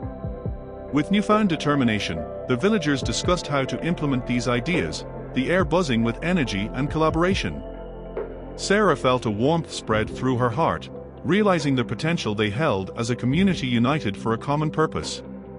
As night fell, they gathered around a fire, sharing stories of their adventures and the lessons learned along their way. The warmth of the flames reflected in their eyes, igniting a sense of hope for the future. They laughed, cried, and celebrated, weaving their experiences into the fabric of their shared history. At the end of the night, Sarah stood up, her heart swelling with gratitude. Thank you all for your support. We've been given a precious gift, and together, we can ensure that it flourishes in the right hands. The villagers erupted in applause, their voices echoing into the night. The bonds forged in their shared experiences had created a sense of unity stronger than any shadow could break. As dawn broke over the village, a sense of urgency filled the air. With the heart flower's arrival, the villagers felt a deep responsibility to establish a structure that would guide their use of its power. Sarah, Mark, Lila, and Amani gathered with the village leaders to form the Council of Guardians. In the community meeting hall, the walls adorned with colorful tapestries depicting the history of their ancestors, the council members took their seats. The atmosphere was charged with anticipation and determination. Amani began the meeting, his voice calm yet authoritative. Today, we stand at a crossroads. The heart flower is a powerful gift that can heal our community, but it also requires us to tread carefully. We must create guidelines that honor its legacy and prevent misuse. Mark, leaning forward in his seat, interjected, "What if we set up a process for anyone who wishes to use the heart flower? They could apply, and we can assess their intentions. This way, we can ensure that only those with pure motives have access to its powers." Lila nodded in agreement. "And we should establish a shared knowledge base, documents detailing the plant's properties, how to use it responsibly, and stories of our ancestors' teachings. This way, future generations will understand its significance." A murmur of approval spread through the council. Sarah felt a swell of pride for her friends' ideas. "We can also hold workshops for the village, teaching everyone about the heart flower and its applications. Education will be key in fostering respect for its power." An older woman spoke up, her voice shaky yet firm. "But what about those who might not agree with our intentions? There are always those who seek power for themselves." Amani raised a hand, his gaze steady. "This is why we must act as a united front. Our commitment to transparency and shared purpose will serve as our shield against discord." As the discussions continued, Sarah felt the weight of responsibility settle on her shoulders. They were shaping the future of their village, and every decision mattered. The council drafted guidelines, establishing a code of ethics that emphasized healing, community welfare, and the importance of selflessness. Over the following weeks, the council held meetings to refine their plans, and the villagers embraced the initiative wholeheartedly. They painted banners, each emblazoned with symbols representing the heart flower and the values they sought to uphold. One afternoon, while preparing for the first workshop, Sarah and Lila sat together, reflecting on their journey. "Can you believe how far we've come?" Lila said, her eyes sparkling. "From explorers to guardians of the heart flower." Sarah smiled, feeling a surge of hope. "We've faced challenges, but we've also grown stronger together. It's not just about the flower, it's about the community we're building." Mark joined them, an arm slung casually around Lila's shoulders. "And I can't wait to see the impact of our workshops. Imagine teaching everyone about the heart flower and empowering them to heal." Their excitement was palpable as they organized materials and set up the hall for the first workshop. Villagers filed in, eager to learn, their faces filled with anticipation. As the workshop began, Sarah stood before the gathered crowd, her heart racing with exhilaration. "Thank you all for being here today. We're excited to share the knowledge we've gained about the heart flower and its potential to heal not just our bodies but our community." Mark took the lead, explaining the plant's properties and how to utilize it responsibly. Lila shared stories of their adventures in the jungle, emphasizing the importance of unity and respect for nature. As the workshop unfolded, the energy in the room was electric. Questions flowed freely, and the villagers engaged with enthusiasm, eager to learn and contribute to the cause. By the end of the session, Sarah felt a renewed sense of purpose. They had transformed knowledge into action, igniting a collective vision for the future. The villagers were eager to take the next steps together, fostering a culture of healing and community support. As the weeks turned into months, the village began to thrive under the guidance of the Council of Guardians. The heart flower became a symbol of hope and unity, and the workshops empowered villagers to heal one another. Yet, amidst the blossoming community, shadows of doubt began to creep in. One evening, while Sarah, Mark, and Lila were preparing for another workshop, a commotion erupted outside. Curious, they rushed to the window and saw a crowd gathered, voices raised in heated discussion. "What's happening?" Mark asked, concern etched on his face. Lila peered outside, her brow furrowed. It looks like some villagers are upset about the heart flower. We should check it out. As they stepped outside, they found the villagers divided.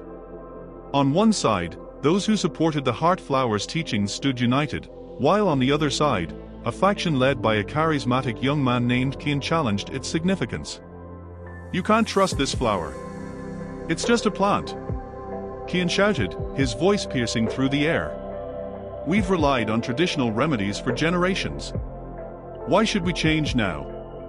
The crowd murmured in agreement, their skepticism palpable. Sarah felt a knot form in her stomach. "We need to address their concerns," she said, stepping forward. "Let's listen to them." Kian's eyes narrowed as he faced Sarah. "And what about the risks? What if someone uses this power to manipulate us? We've seen greed and corruption tear communities apart." Sarah took a deep breath, feeling the weight of their gaze. "I understand your concerns, Kian. But we've established guidelines to ensure the heart flower is used responsibly. Our council is committed to transparency and education. But what if those guidelines fail?" Kian pressed. "You can't control how others will use this knowledge. We need to stick to what we know." Mark stepped in, his voice steady.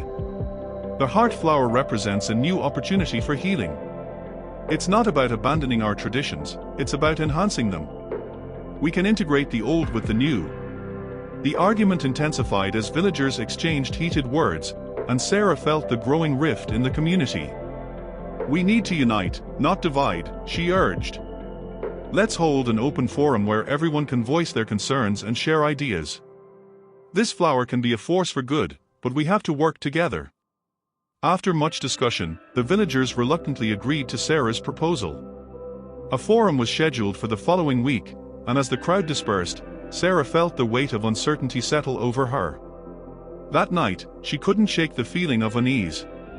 What if Kian is right, she confided to Mark and Lila as they gathered around the fire. What if our efforts to share the heart flower lead to division instead of unity? Lila placed a comforting hand on her shoulder. "We've come too far to turn back now. The heart flower has already helped so many. We just need to keep believing in our vision." Mark nodded, his voice firm. "We can't let fear dictate our choices. We need to approach this forum with open hearts, ready to listen and find common ground." As they prepared for the forum, Sarah knew they had to address the villagers' concerns honestly and transparently. They needed to reaffirm their commitment to the community and their belief in the heart flower's potential to heal. The next week, the forum was held in the community hall, filled with anxious faces. Sarah stood before the crowd, her heart racing. "Thank you all for coming tonight. We're here to listen to your concerns and work together to find solutions." Kian stood up, his voice rising above the crowd. "What guarantees do we have that the heart flower won't be misused? How can we trust that it won't tear us apart?" As voices clashed, Sarah felt a sense of urgency. "We can't promise that there won't be challenges. But what we can promise is to be here for each other, to support and educate one another. We have to build a culture of trust and accountability." The forum continued, a passionate exchange of ideas and concerns. The villagers voiced their apprehensions and hopes, and slowly, a bridge began to form between the two factions. As they shared stories of healing and loss, they found common ground in their desire for a united community. In that moment, Sarah realized that doubt was a natural part of growth. But it was their willingness to confront it together that would ultimately strengthen their bonds. As the forum came to a close, she felt a glimmer of hope ignite within her, a belief that, even in the face of uncertainty, the heart flower could be a catalyst for transformation. The forum had ignited a spark of dialogue among the villagers, but it was only the beginning of a longer journey toward unity. Over the next few weeks, Sarah, Mark, Lila, and Amani worked tirelessly to foster deeper connections within the community, creating spaces for open conversations and collaboration. One sunny afternoon, they gathered in the village square, setting up a community garden to symbolize their commitment to growth and healing. As they tilled the soil and planted seeds, the atmosphere buzzed with laughter and excitement. Villagers joined them, each one eager to contribute, their hands working together toward a common goal. Lila handed out seeds, explaining, each plant we sow represents the values we hold dear: trust, compassion, and cooperation. Just like this garden, our community can flourish when we nurture it. As they planted rows of vibrant flowers, medicinal herbs, and vegetables, Sarah felt a sense of hope wash over her. The act of planting together not only strengthened their bonds but also reminded them of their shared purpose. Amani took a moment to address the gathering. This garden is more than just a source of food and healing. It's a testament to what we can achieve when we work side by side. Let it serve as a reminder that our differences can bring richness to our community, just like the diverse plants we're cultivating. The villagers nodded, their faces bright with enthusiasm. Kian, who had initially opposed the heart flower, stood nearby, observing the camaraderie unfolding around him. As he watched people from different factions laugh and share stories, his heart began to soften. "Hey, Kian," Mark called, waving him over. "Why don't you help us plant some seeds? We'd love your input on what to grow." Kian hesitated, a flicker of uncertainty crossing his face. "I don't know. I didn't think this was my kind of thing." "Come on, it'll be fun," Lila encouraged, her smile infectious. "We can't have a garden without your vision. Help us choose what to plant." After a moment of contemplation, Kian stepped forward, a hesitant smile breaking through. "Okay, why not? Let's see what we can create together." As they worked side by side, the walls between them began to dissolve. Kian suggested planting herbs that had been used by their ancestors for generations, emphasizing the importance of integrating traditional practices with the new ideas surrounding the heart flower. The others listened intently, valuing his perspective. The garden slowly began to take shape, a vibrant patchwork of colors and scents emerging from the earth. Laughter echoed in the air as children played nearby, their joy a testament to the growing sense of community. By the end of the day, they gathered around the freshly planted garden, their hearts swelling with pride. Sarah looked around, feeling a wave of gratitude for the unity they had forged. "This garden is a symbol of our resilience," she said, her voice filled with emotion. "It reminds us that together, we can overcome our differences and create something beautiful." The villagers cheered, their spirits high as they celebrated their collective achievement. As night fell, they lit candles around the garden, illuminating their work and creating an ambience of warmth and connection. Under the starlit sky, the group shared stories and laughter, their hearts entwined in a tapestry of hope. The seeds they had sown in the garden echoed the seeds of unity they were planting within their community. Weeks passed, and the garden flourished under the care of the villagers. Vibrant flowers swayed in the breeze, and the scent of fresh herbs filled the air, creating an oasis of beauty and life. The time for the first harvest approached, and anticipation hung in the air like a sweet melody. On the morning of the harvest, Sarah, Mark, Lila, and Amani stood in the garden, their hearts racing with excitement. They had invited the entire village to celebrate this moment, showcasing their hard work and commitment to unity. As the sun rose, painting the sky in hues of gold and orange, the villagers began to gather. Lila, with her infectious energy, encouraged everyone to join in. "Let's make this a day to remember. We'll gather fresh produce, share stories, and prepare a feast." The crowd erupted in cheers, their spirits high as they entered the garden. Sarah felt a wave of gratitude wash over her, realizing how far they had come. The garden was more than just a source of food, it had become a symbol of their growth as a community. Mark rallied the villagers, handing out baskets to collect the fruits of their labor. "Let's work together and gather everything we've grown. Every plant we've nurtured is a testament to our collective effort." As they picked tomatoes, herbs, and flowers, laughter filled the air, weaving a tapestry of joy. Kian, now a key member of the group, encouraged others to experiment with the produce. "Let's create something unique. How about a stew using these herbs and veggies?" The villagers chimed in with their own ideas, and soon they were working side by side, chopping, stirring, and creating a feast that reflected their shared heritage. The sense of camaraderie grew stronger as they combined traditional recipes with fresh ingredients from the garden. As the sun began to set, casting a warm glow over the gathering, they laid out a long table adorned with colorful dishes, laughter echoing as they served one another. The first harvest feast was a celebration of not just their hard work but also the bonds they had formed. Standing at the head of the table, Sarah raised her cup, her heart full. To our first harvest. This is a celebration of our unity, resilience, and the beauty that comes when we work together. The villagers cheered, raising their cups in response, their faces glowing with joy. As they feasted, stories flowed freely, a rich tapestry of shared experiences and laughter.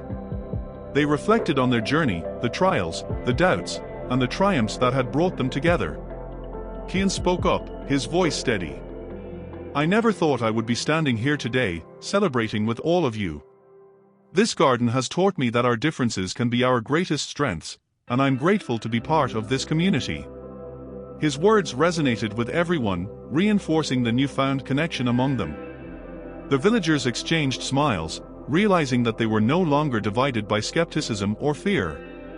Instead, they had forged a collective identity rooted in trust and understanding. As the night wore on, they shared songs, dancing beneath the stars.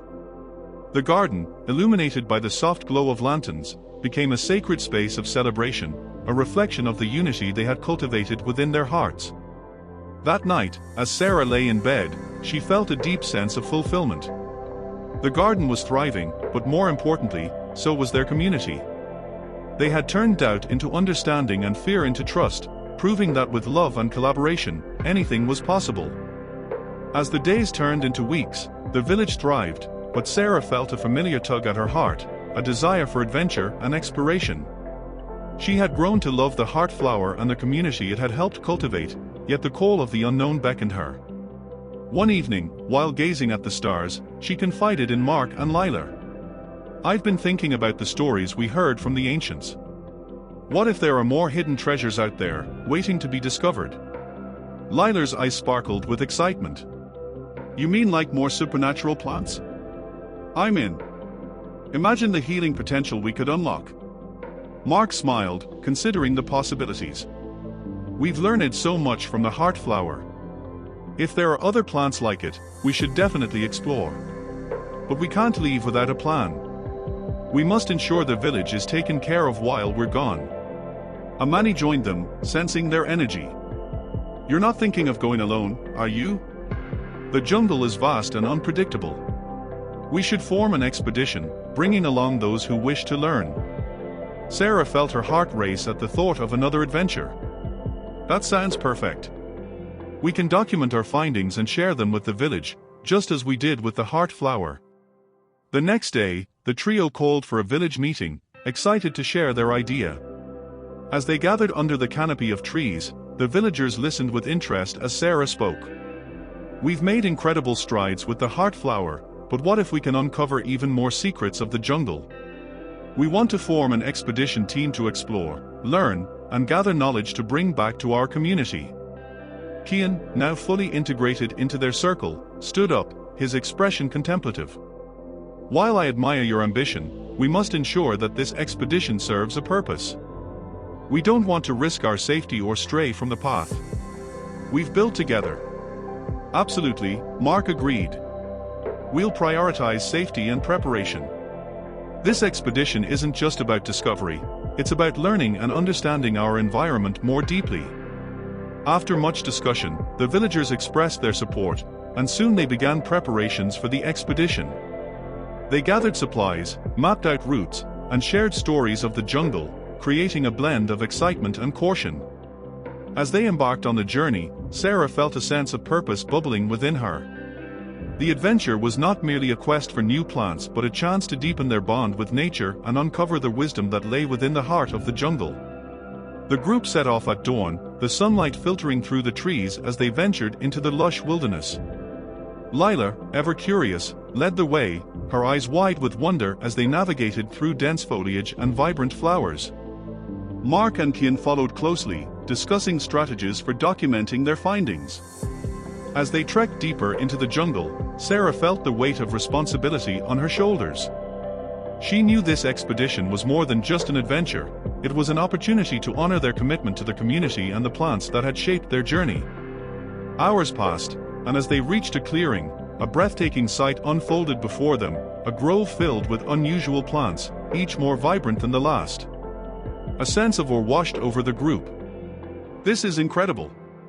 Lila exclaimed, her voice filled with excitement. "Look at these colors! I've never seen anything like it."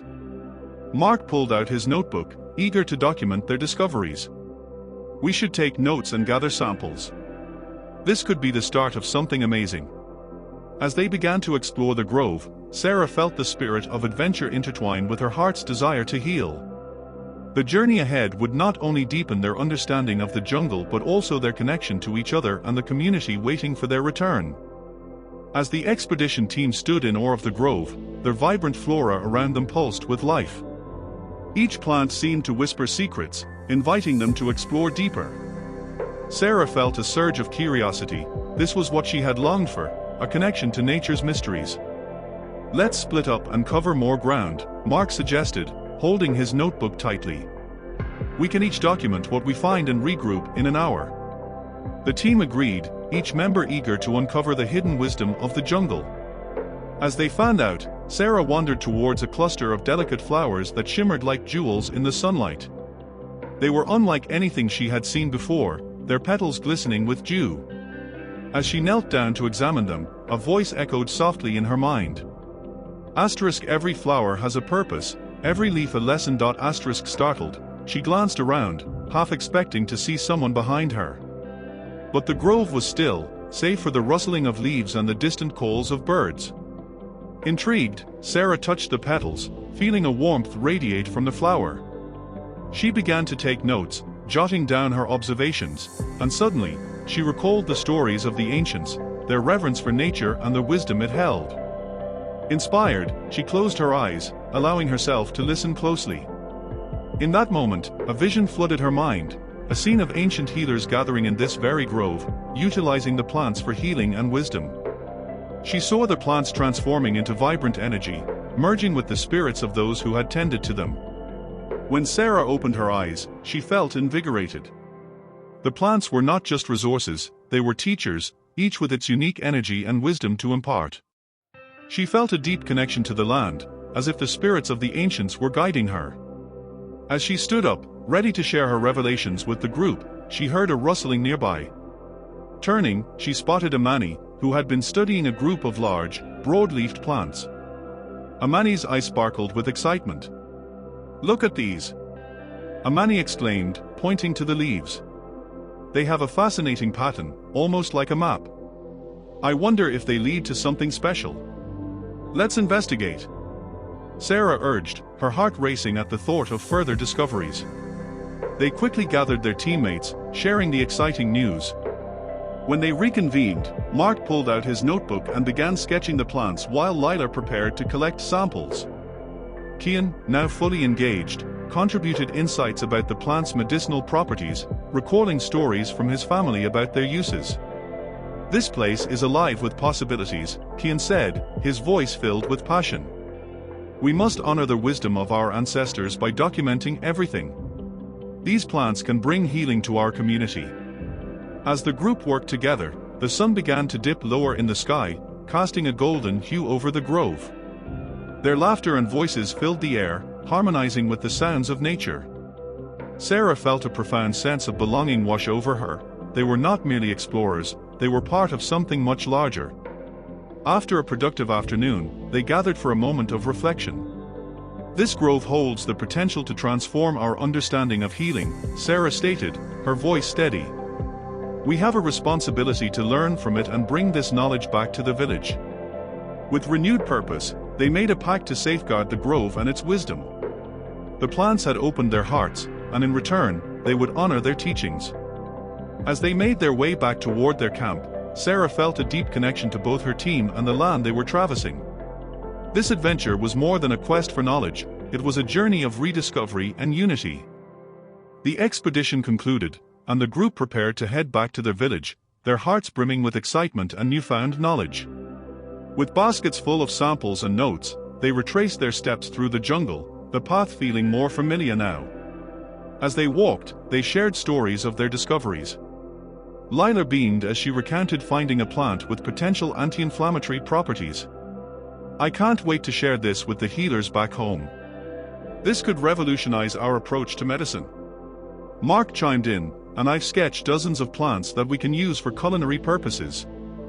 Imagine how our meals could benefit from these ingredients." Kian, reflecting on their adventure, said, "This journey has shown me the strength of collaboration.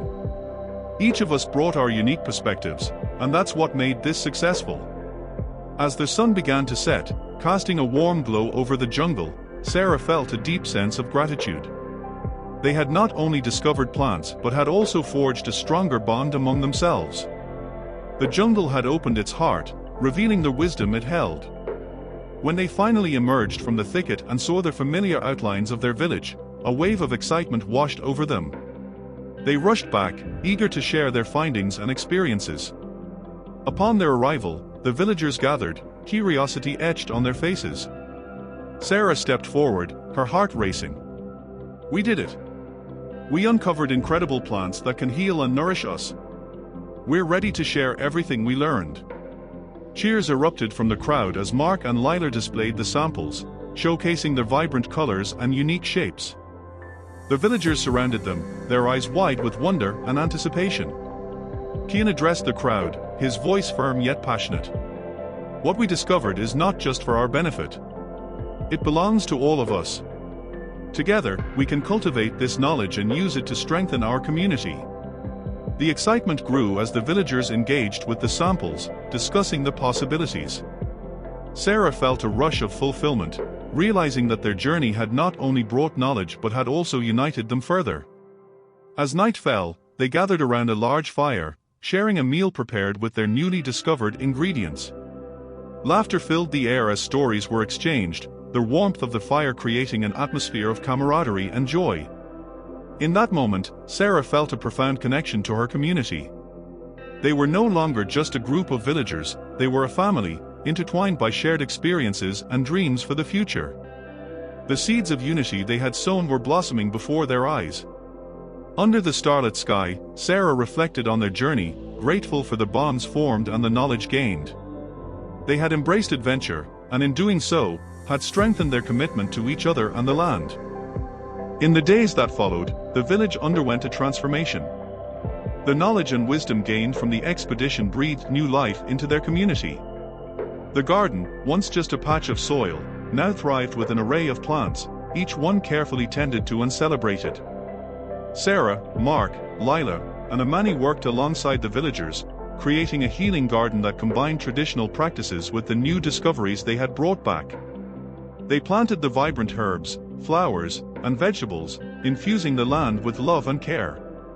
Every week, they organized workshops to share their findings, inviting the villagers to participate in the journey of learning. The community buzzed with excitement as they explored the medicinal properties of the plants, creating remedies and recipes together. One afternoon, as they gathered in the garden, Lila stood at the front, addressing the group. "We've created something beautiful together. This garden is not just a source of healing, it's a reflection of our unity and shared purpose." Mark nodded, gesturing to the flourishing plants. "Each plant here tells a story. It connects us to the land and to each other. We are now part of something greater." Kian added, "And let's not forget the importance of preserving the wisdom of our ancestors. We must continue to learn and adapt, sharing our knowledge with future generations." As they worked, Sarah noticed the joy radiating from the villagers, the laughter, the collaboration, and the shared vision for a brighter future. Their heart flower had brought them together, but it was their collective effort that was transforming the village. One evening, as they gathered for another communal meal, Sarah looked around at the faces illuminated by the firelight. She felt an overwhelming sense of belonging. They had embraced the journey, weathered challenges, and emerged stronger together. With a renewed sense of purpose, Sarah spoke up. "This is just the beginning. We have the opportunity to inspire others beyond our village. We can share our knowledge and create a network of communities that value healing, unity, and respect for nature."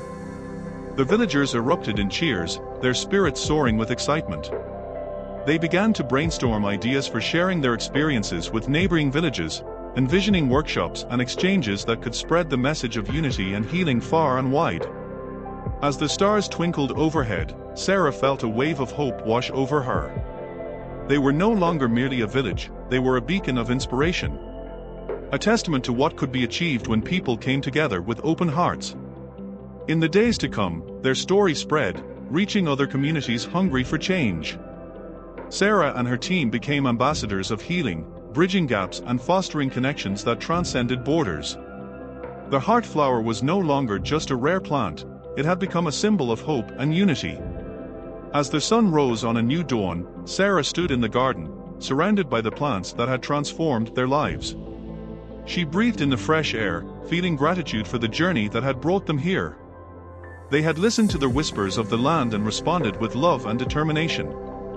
The future was bright, and Sarah knew that together, they could continue to cultivate healing, wisdom, and unity, one heart, one community at a time. If you enjoyed or are inspired by this video, please like, subscribe and share. See you in my next video. Bye.